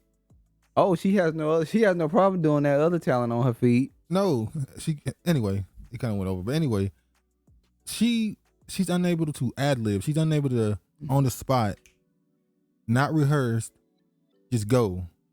She needs time to deal with questions. You can't and think scenarios. off the top of her dome. Exactly. That's like one of the key components you need as a politician. Like, you need that. You have to be a quick thinker. You have to be able to have a quick response. Yeah. So when you get in front of actual people, not just people asking you questions, reporters, but people, when they ask you questions on the fly, you need to be able to smooth that question over real quick. And I'm not going to call it a laugh. I'm going to call it a chuckle. That it's just like you said earlier, it's a nervous tick. It's a nervous tick. Now, I'm going to show this right here.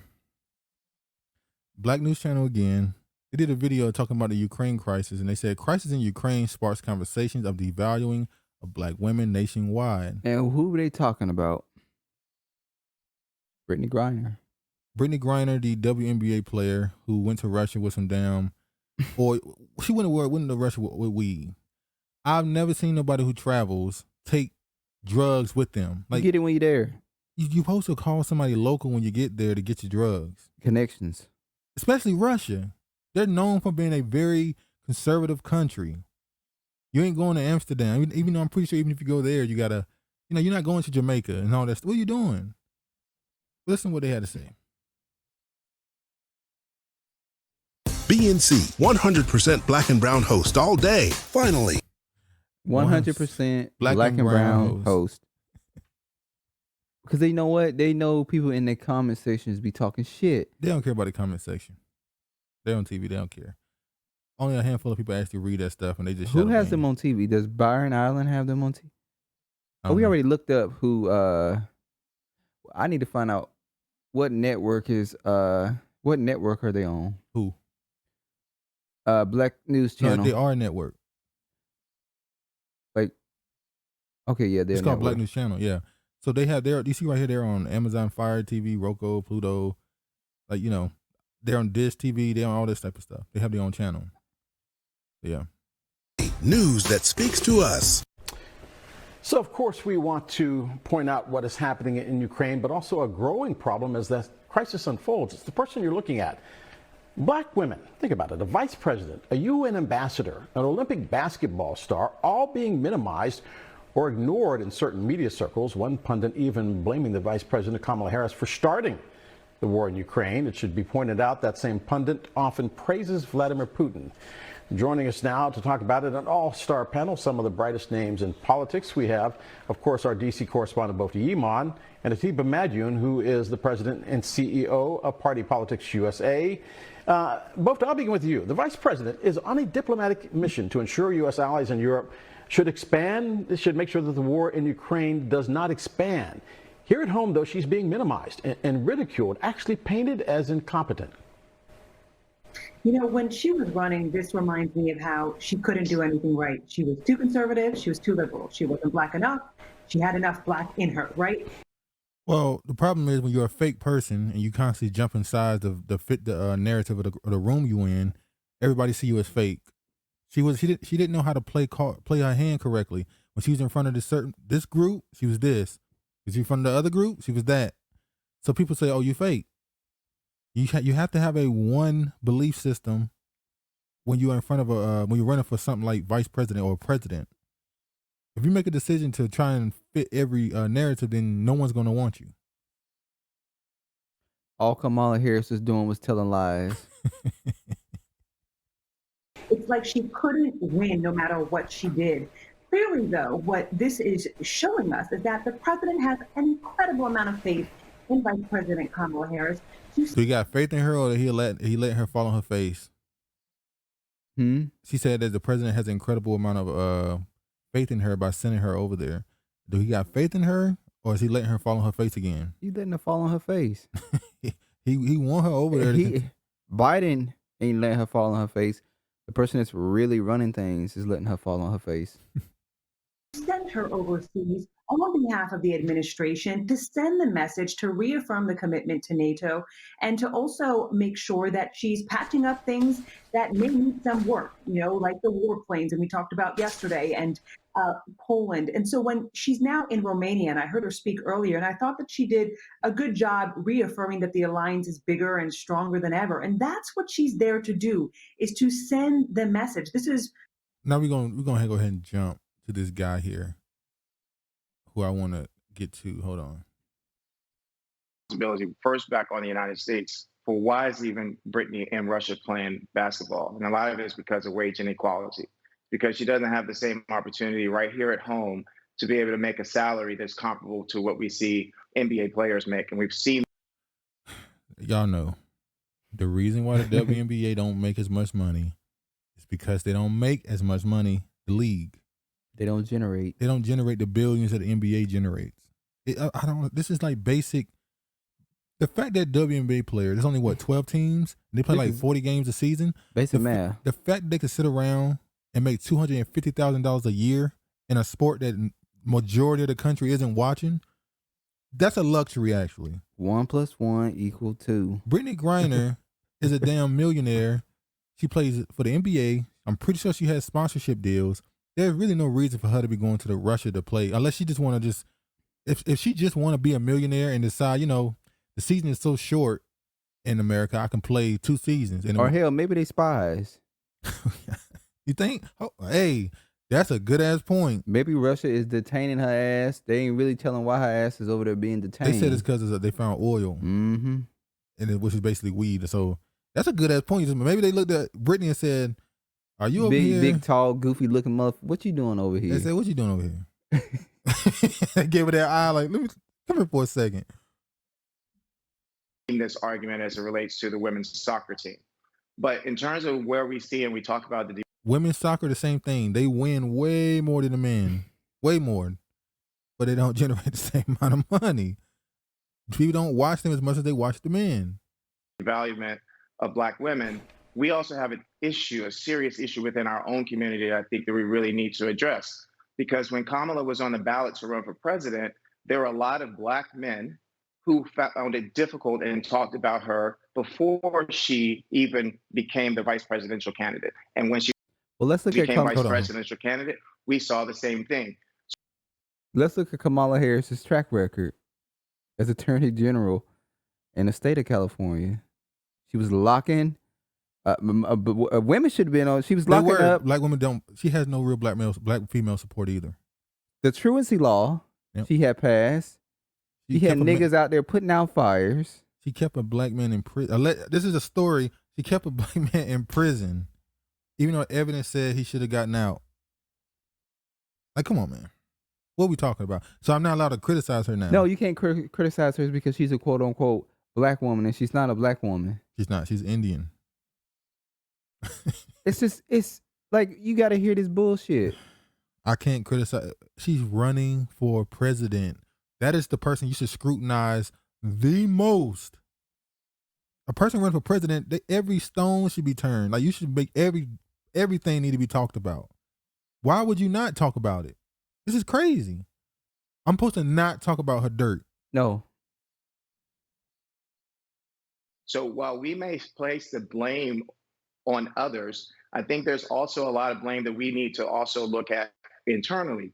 The press is going to do, and they're going to say what they want to do.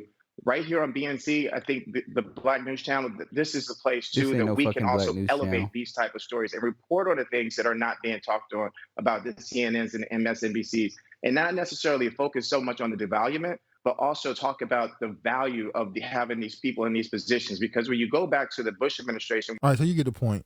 This is the Black Woman Channel and Hispanic people. That's what it is. They pretty much, they always been the Kamala Harris cheerleaders over there. And I'm tired of them. Making every excuse for But why everything she's she a do. failure at being a vice president. Yep. All the blame gets put on her. Well, I mean. She's terrible. She's not likable. She try to, you know what she was trying to do? She was trying to have that auntie. You're not Maxine Waters. Maxine Waters, she's auntie. Maxine Waters, say what you want about that wig she got on her head. She is an auntie. You can't help but smile when even when she talking some shit, you just smile like. She has that energy. She has that black woman energy. Kamala Harris. You don't got it. Kamala, you don't have it. All right, let's get to what they do got. They got inflation. Inflation spiked 7.9% in February, hitting 40-year high amid growing uncertainty over record gas price. How much have the pack of meats become?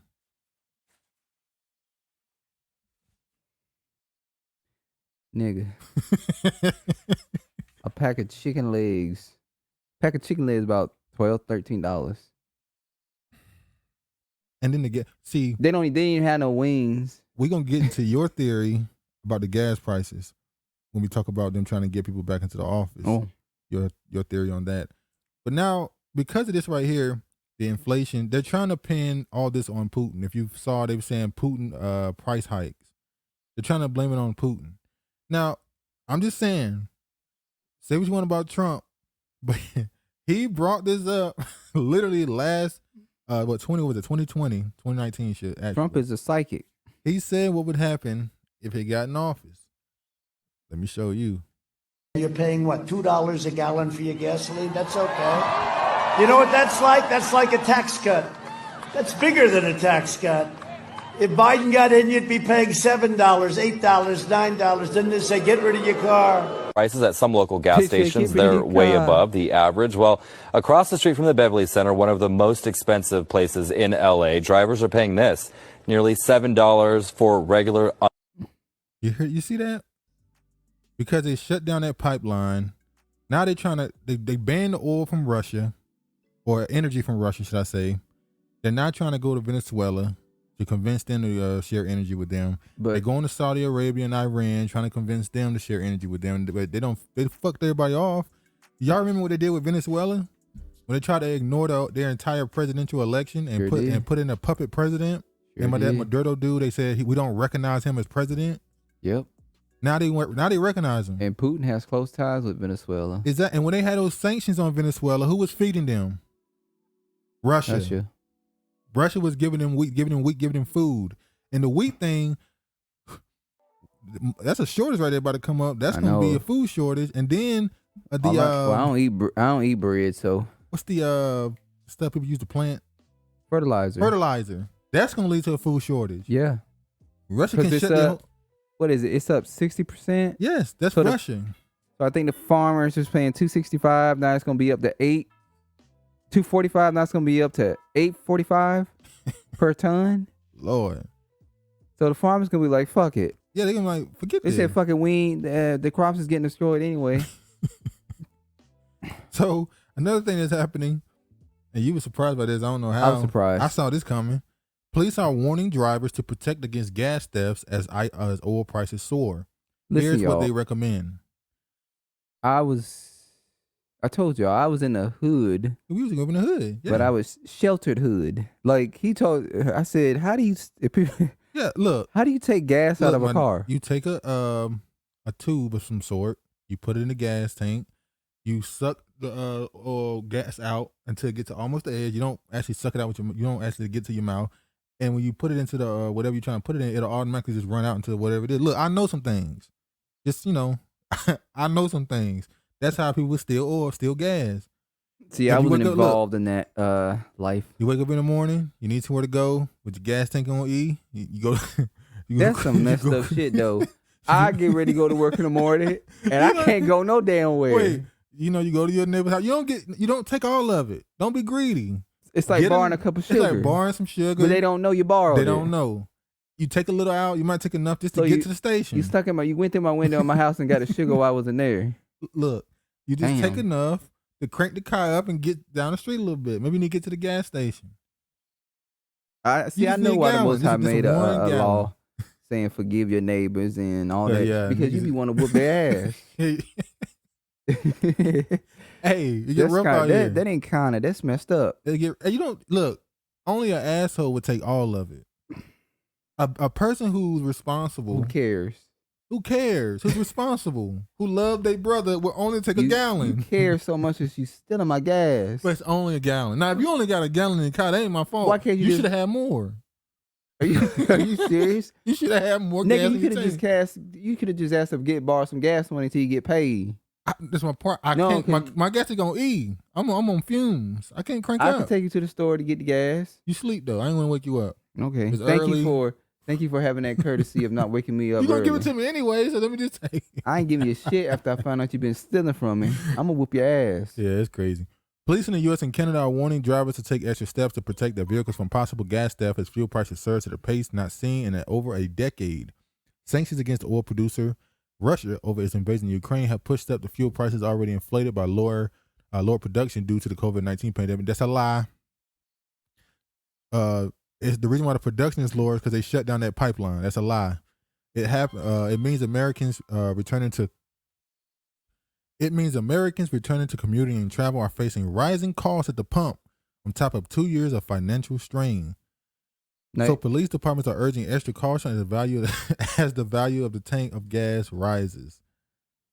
I'll wait to say what I'm gonna say when we get to the next topic. Oh, we about to get there now. It's all about the tie-in. So what the fuck they doing? The prices are going up at the gas tank in the grocery store. So the people are a little bit more desperate. So let me show you this right quick. Hold on. All right. So I don't have one for that. All right. If you see this right here, I'm about to put on the screen. Let me show this one actually.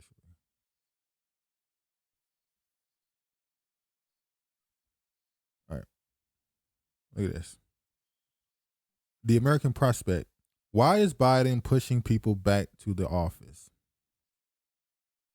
How about converting our depopulated downtowns into affordable housing instead? In Biden's speech, he brought up how we want to get back to normal and how he want to bring people back to the office. You see here, President Biden urges return to office.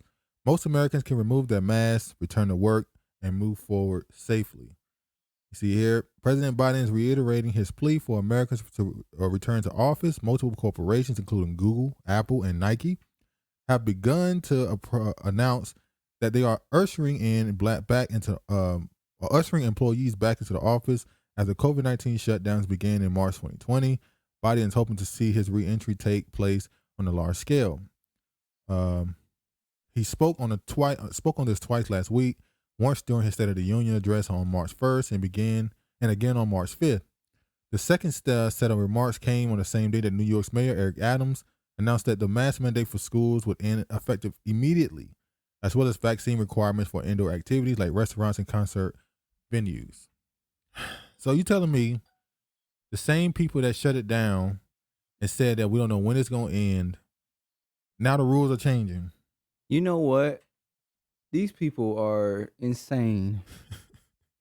Because when Eric Adams got into office, one of the things that he ran on for his election was he was not ending the mandate. He said, I'm not ending it. That's when he was asked about the whole Kyrie Irving thing. And he said nothing's going to change as of now. He said nothing's going to change. Yeah. Then all of a sudden, they flipped the script on everybody. Soon he get in office, a couple weeks later, mandates restricted, Kyrie Irving may be able to play. It's like, now, mind you, there are still places here in Seattle that, honestly, I've seen it more since they have announced that they're ending the mandates and all that stuff. The mask mandates? Mask mandates that people have on their door now. You cannot enter into this establishment. Well, yeah, because they know people are like, oh, we can't do it no more. So they got to remind people that this is a private property. You still got to do it here. You cannot enter this establishment unless you have proof of vaccination. And I'm like, well, I feel like y'all going to be losing business. They are 100% losing business. Because you're going to have people that have not been vaccinated and don't plan on They getting don't care no vaccinated. more. Why would they? Like at this point, they're telling me I don't have to wear a mask. I and don't have to get vaccinated. Why would you? So they're gonna be tearing up your business. Yeah.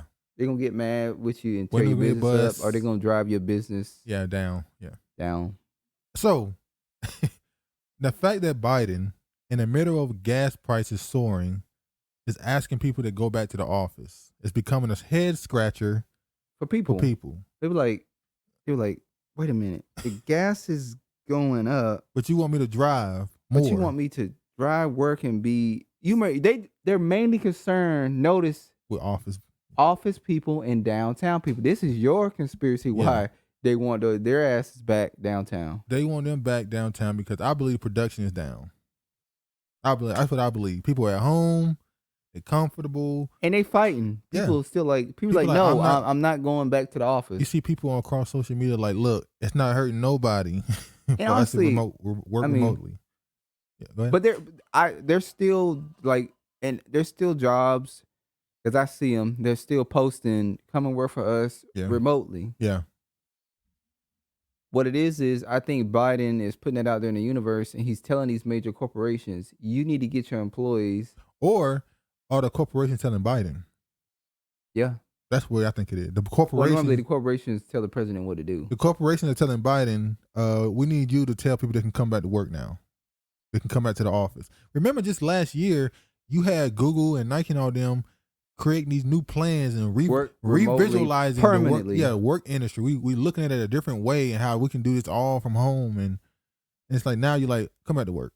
And people are like, I don't want to be in rush hour traffic. Exactly. It seems like once you get people used to something more convenient, they don't want to go back to that right I just said. I don't want to be in rush hour traffic. I don't want to be in traffic at 5 o'clock on the afternoon, tired, my feet hurting, trying to get ready to get home so I can lay down. Exactly. Because somebody had a quote where it's like, they were like, I find it distasteful that Biden is telling us, get back to normal, get back to your regular life and where you can go work, go to local restaurants, go out and eat. He's like, well, I'm enjoying life more now because I don't have to get up at 5 and 6 o'clock in the morning to get ready for work. I can walk around in my pajamas all day. I don't have to go to work and deal with these people, certain personalities that just drain you. I don't have to be in rush hour traffic for 2 or 3 hours. I get off work at 5, but I don't get home till 7:30. Yeah. So my life has become better, more enjoyable. But that's not the American way. The American way is to have you stressed out. Go to work so you can do what we want you to do to help us build more money. Because when you're not stressed, you're thinking. Exactly. And they don't want you thinking. And when you're thinking, you're solving problems, and you're starting to notice problems. You're starting to go, why is that way? What the hell is going on? All of a sudden, you've been at home for the last year and a half, 2 years on the internet talking to people. Y'all talking. And y'all talking about stuff. You're not calling somebody talking about work. People have been at home, mind you, and they're still not watching TV. No, they're not watching. They're watching the internet. They're watching YouTube. Which is funny to me because we saw this fight for misinformation began, and this idea of private companies and how the Facebooks, the YouTubes, the Twitters, the Instagram, how they have a right to censor because it's their platform. But we just saw when the IRS said they're about to start investigating accounts for these quote unquote domestic terrorists, and said that what's the name of it? Cash App and stuff like that are necessities now. Yeah. They're not just convenient. Well, social media is a necessity now. It's not convenient. I get information faster on social media than the network television could ever give it to me. Exactly. I get it when it happened. And another thing, for the past 2 weeks, they've been cracking down in downtown. They've been cracking down on the homeless people. They call them pushing them out. They call them sweeps. Yeah. And I was like, and there was a 15-year-old kid that was shot. Yeah, recently. But that's the reason why the cops is saying they put a they put a mobile precinct in that area. I was like, no, that's not why they did that. Plenty of people got shot. Exactly. In downtown, and y'all have been telling businesses that it's no good of calling police officers because we could do. There's nothing they can do. But now you have 20 police officers that can be on a block, monitoring a block because you've got your barking orders. Y'all need to push the homeless people away from downtown Seattle because we're trying to get the people that work in the offices to come back, so they can't have no excuse to say it's not safe downtown. I don't want to be downtown. We have all these police officers downtown monitoring. Why would you not want to come back? Exactly. It's all about making their damn money. The Gates and the Bezos, they made their billions the last 2 years. Now it's time for the smaller companies to make their money. But there ain't nothing left downtown. That's exactly it. Your clothes, most of the clothes stores are gone. Starbucks are gone. McDonald's, damn, the McDonald's has been boarded up. They serve them through a damn window. They're like, we not opening back up. Yeah.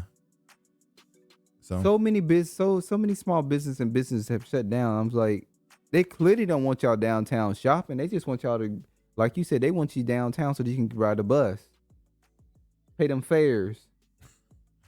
Yeah. But yeah, Biden trying to get them people back in the office because of the barking orders from these corporations. Now, there was a recent video that went viral of a black dude who rocked a F Biden sweater into a plane, Delta plane, and was forced to take it off because they said it was part of their policy. He later went on to call Delta and found out they have no policy. Let me show y'all this. What's going to happen? I'll just call Atlanta and speak to corporate security. Okay. And if you do come on the jet bridge, flip the shirt in, outside, in and out, right, so that word doesn't show, I will have to discipline the whole aircraft. No. I'm sorry about that, sir. It's just Delta policy. You cannot wear it. There's a line. Now hold on. They send this because of the F word. Fuck. That's why he can't wear it like that. But I've seen people wear some stuff on planes that you go, that just seemed like he's sitting down. You can't see it. You can't see it unless you're being nosy. Only way you can see what he got on his shirt is literally if you walk up to his seat and look at him. If that was the policy, why he didn't let him on the plane? Exactly. The second he walked up, you could have said, "Oh no, sir, you can't come on the plane." The people that scan you and check your ass he shouldn't have been able to go board. Yeah, when he went to board, they should have said, "Sir, we don't allow that on our aircraft. You're gonna have to take that off or flip it. Hell, reverse when he came in and signed in before he went to the back, they could have said, "Sir, you can't." This should have happened way before. So yeah, now they saying it's the air. They're saying it's Delta, not the airport. Well, the people that boarding you is with Delta Airlines. No, I'm saying they're saying it's not the air. So when I said earlier that when he check in, he should have. That's not really where that happens at. But yeah. And they did advise me also you will be on the no flying list. Whoa. Okay? So you want to come out on the jet bridge, let's just flip the shirt and get everybody else to LA. You have yet to show me something. All right, it's a policy, and you can call, and we could go ahead and look it up online, right on the jet bridge, the computer. If it's online, just pull out your cell phone. But that's not inconvenient. No. You're making this inconvenient. Because last time I checked, I live in the United States of America with the. So obviously he went on his Constitution, yeah. First Amendment bullshit. Look, man, that shit gone. Black Americans. Look, I am an American citizen. It's gone, bruh. I am entitled. That American exception is gone. It doesn't exist no more. Now there was another brother who went off script, who was on PBS, and he discussed what's going on in Ukraine and Biden's response to it, and America's response to it, should I say? And like you said, he went off script because he said something based off the reactions that he was never supposed to say. And at the end there, they had to stop him and put somebody else up there. So let's see what he said. I'm going to show y'all what he said. And in terms of Putin giving the message that it's okay to invade countries, I think the United States sent that message when it invaded Afghanistan. I think the United States gave that message when it invaded Syria. I think the United States gave that message when they murdered Muammar Gaddafi in Libya. And we, of course, can't forget what we did to Saddam Hussein in Iraq. So, and by the way, Putin isn't trying to take over Ukraine. If he wanted to do that, it would have been done 3 or 4 days ago. So what is he trying to do? He's not trying to take over Ukraine. He's trying to demilitarize and denazify the country. And in the process is invading and destroying civilian locations, and civilians are dying along the way, being killed along the way, and the accusation that the Ukraine is run by Nazis that's debatable, and it's also hard to I didn't say it was understand. run by. I didn't say it was run by Nazis. I didn't say it was run by Nazis. What I said is there's a very strong Nazi contingent called the Azov Brigade in Ukraine that the United States through the CIA has been funding, training, and used in 2014 to overthrow the democratically elected government of Viktor Yanukovych. Let me pull Mary in here. Yeah. Let me pull him in here because you don't want to talk about that no more. The truth came out all of a sudden. Let me go see what they got to say. That's all you need to hear. That was it. You don't need to hear nothing else. Nobody else on that panel got to say. He said the most important thing that you ever could hear on that panel. That's it. Anything else is just, unnecessary. Now, I'm showing this right here. It says rappers are taking a stand against gossip bloggers and misinformation. As you know, that there is Cardi B and the case of Tasha K and her. I think they're going back to court, ain't they? Or something like that. The reason why I'm bringing this up, the misinformation, that might be the word of 2021 and definitely is the word so far of 2022. Misinformation now is anything against the mainstream narrative. And they've spread that. And when we talked about this case with Cardi B, we made a point. Misinformation, sorry to cut you off. Misinformation took over fake news. Exactly. That was the word with Trump. Fake news was now is misinformation or disinformation. They're now saying that they're not making it a point that, see, we need to censor on the internet because of all this misinformation. People can't decipher what's true and what's fake. They're actually going at people's intelligence when they say this stuff, but people just go along with it. And they've convinced people, like I said earlier, that looking something up is wrong and that you're a conspiracy theorist if you say the words, I looked it up. They assume you just went on the internet and read some memes. Oh, you didn't read articles. You didn't read what scholarly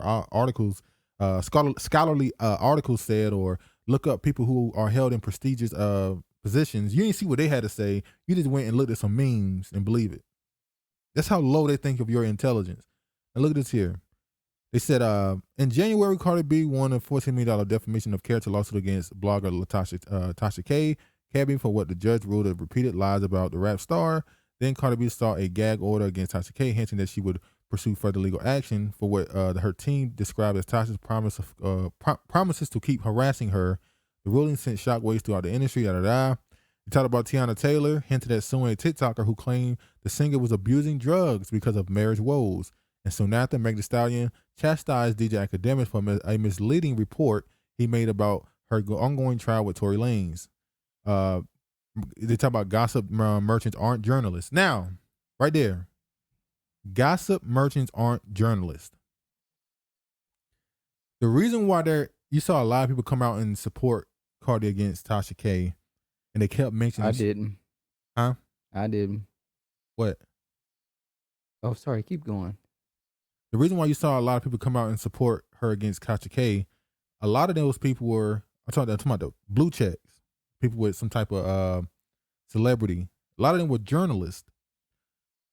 Sites like The Complex aren't doing as well because you got people on YouTube and Patreon and Instagram and TikTok that's doing what they do. They do it better though. They do it with a person. They do it with a voice. They don't type shit down. This is why they want bloggers gone. People tend to forget. Bloggers have been hated since 2007. Bloggers are not new. Bloggers were seen as the lower end of journalism. They go with innuendo. They can just say anything they want, flippantly say anything they want, and no attack on them. While journalists, they have integrity. They have to make sure they search for stuff and make sure it's true and get sources and all this stuff. Bloggers can just throw that shit they up. Can just throw it up, and if it's false, say, whatever. So they always had beef with them. But now, the gossip people are getting way more views and clicks and website visits than them. So they want that shut down so they can get those people back. But ain't nobody going back to them. They're not ever going back. So y'all can do whatever you want to do. Nobody want to see you. The misinformation thing is being used by a lot of groups to gain something. They want the gossip people to stop so that the journalists, the people that work for websites or what used to be magazines and stuff, They want to get those viewerships back. See, most people believe celebrities are justifiable in holding people accountable for sharing fake news, but anti-carceral onlookers believe that the celebrities wielding their power and working with the legal system to destroy people's financial future is too harsh of a clapback. There's precedent for high-profile litigation to end with millions in punitive damages that are up to the judge's discretion and exist strictly to punish defendants. That conversation will be ongoing as more artists seek to sue over misinformation. And they went on to a lot of other cases of this happening. And what they're saying is, we're trying to, this idea of misinformation, they're pushing it even more. Mm-hmm. More censorship is needed. Mm-hmm. More constraints is needed on the internet to convince the public, we need to think for you. You can't think for yourself. Clicking on a gossip person's channel and not looking at it for what it is, gossip, oh, they just talking shit, whatever. No, you need to know that this is misinformation. This shouldn't exist. Now, in some cases, I can agree. It's been some stuff said, like with Wendy Williams. We see what's going on with Wendy Williams right now.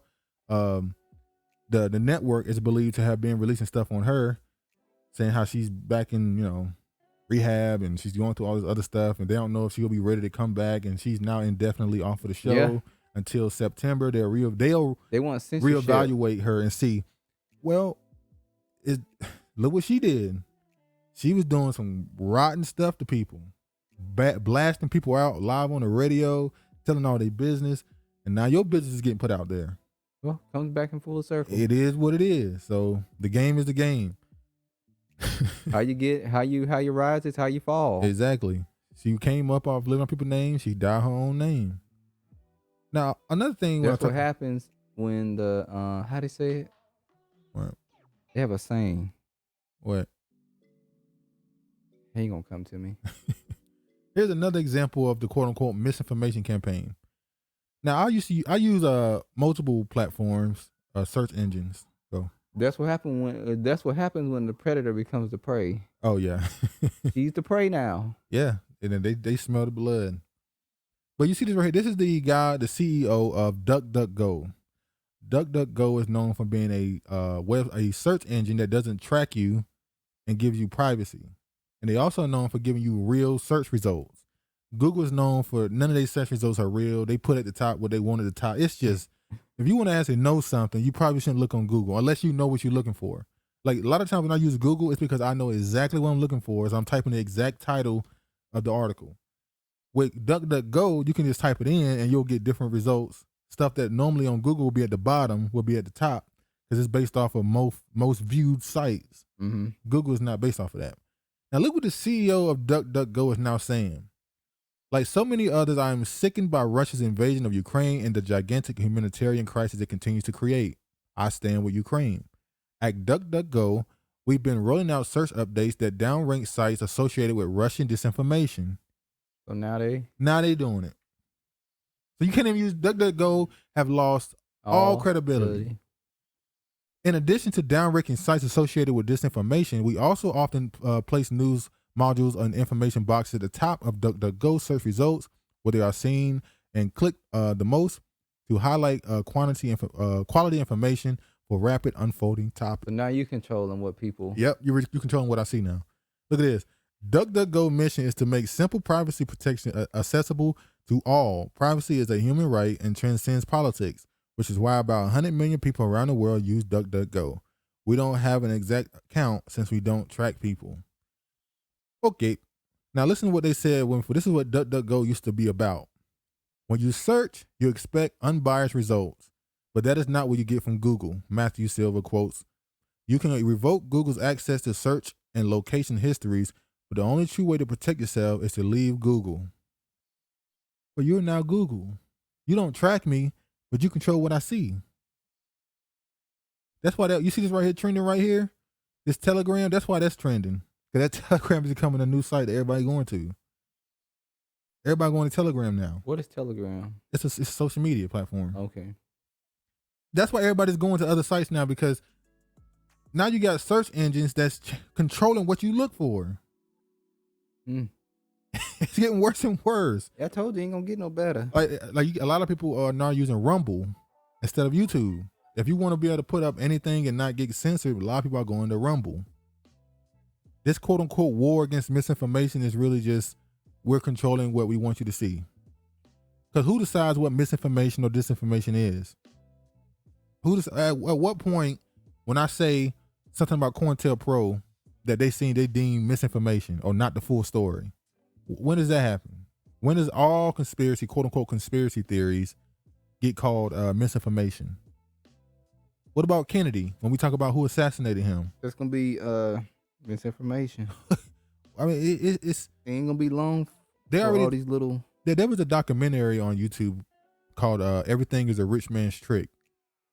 I don't even know if that's still on YouTube yet. Now there was, I think it was before. It was one part. It was like an hour and something, and then there was a part 2. I don't even know if it's still on YouTube or not. It told you about the Holocaust, who did it, who funded it. It tell you about where those people went. The Operation Paperclip. It went into what businesses were investing in this and that. It was very, very detailed. How Kennedy had ties with the mobsters. His father had ties with mobsters, and they pretty much all that stuff was. It was so plain, it's ridiculous. Who really got him? The whole thing with Fidel, and when is that gonna be misinformation? Because that's not the mainstream story or narrative. But yeah. Let me show this one now. China amplifies unsupported Russian claim of Russian biolabs. Now remember, Russia has put out a claim that America has a biolab in Ukraine. There's also another country, I can't forget the other country, on their southeastern border that they said had biolab in it. A country that almost had a coup recently. So Putin is saying they got biolabs in Ukraine. They saying, no, we don't. Those labs are Ukraine owned and America simply funds them for some research we do. Just like they funded the Wuhan lab. They funded it. They ain't do it. They always funding labs. But yeah, as Russia intensifies its assault on Ukraine, it is getting a helping hand from China in spreading inflammatory and unsubstantiated claims that the U.S. is financing biological weapons in labs in Ukraine. The U.S. has been quick to refute Russia's conspiracy theory, and the United Nations has said it has received no information that would back up the claim, but it hasn't stopped from proliferating. Sure, the United Nations has not received any information. They with it. Like, come on, man. What are we doing here, man? The partnership between the two authoritarian countries, which weeks ago said that their ties had no limits, appears aimed at muddying the waters on the rationale for Russia's invasion into what American officials have called an information war.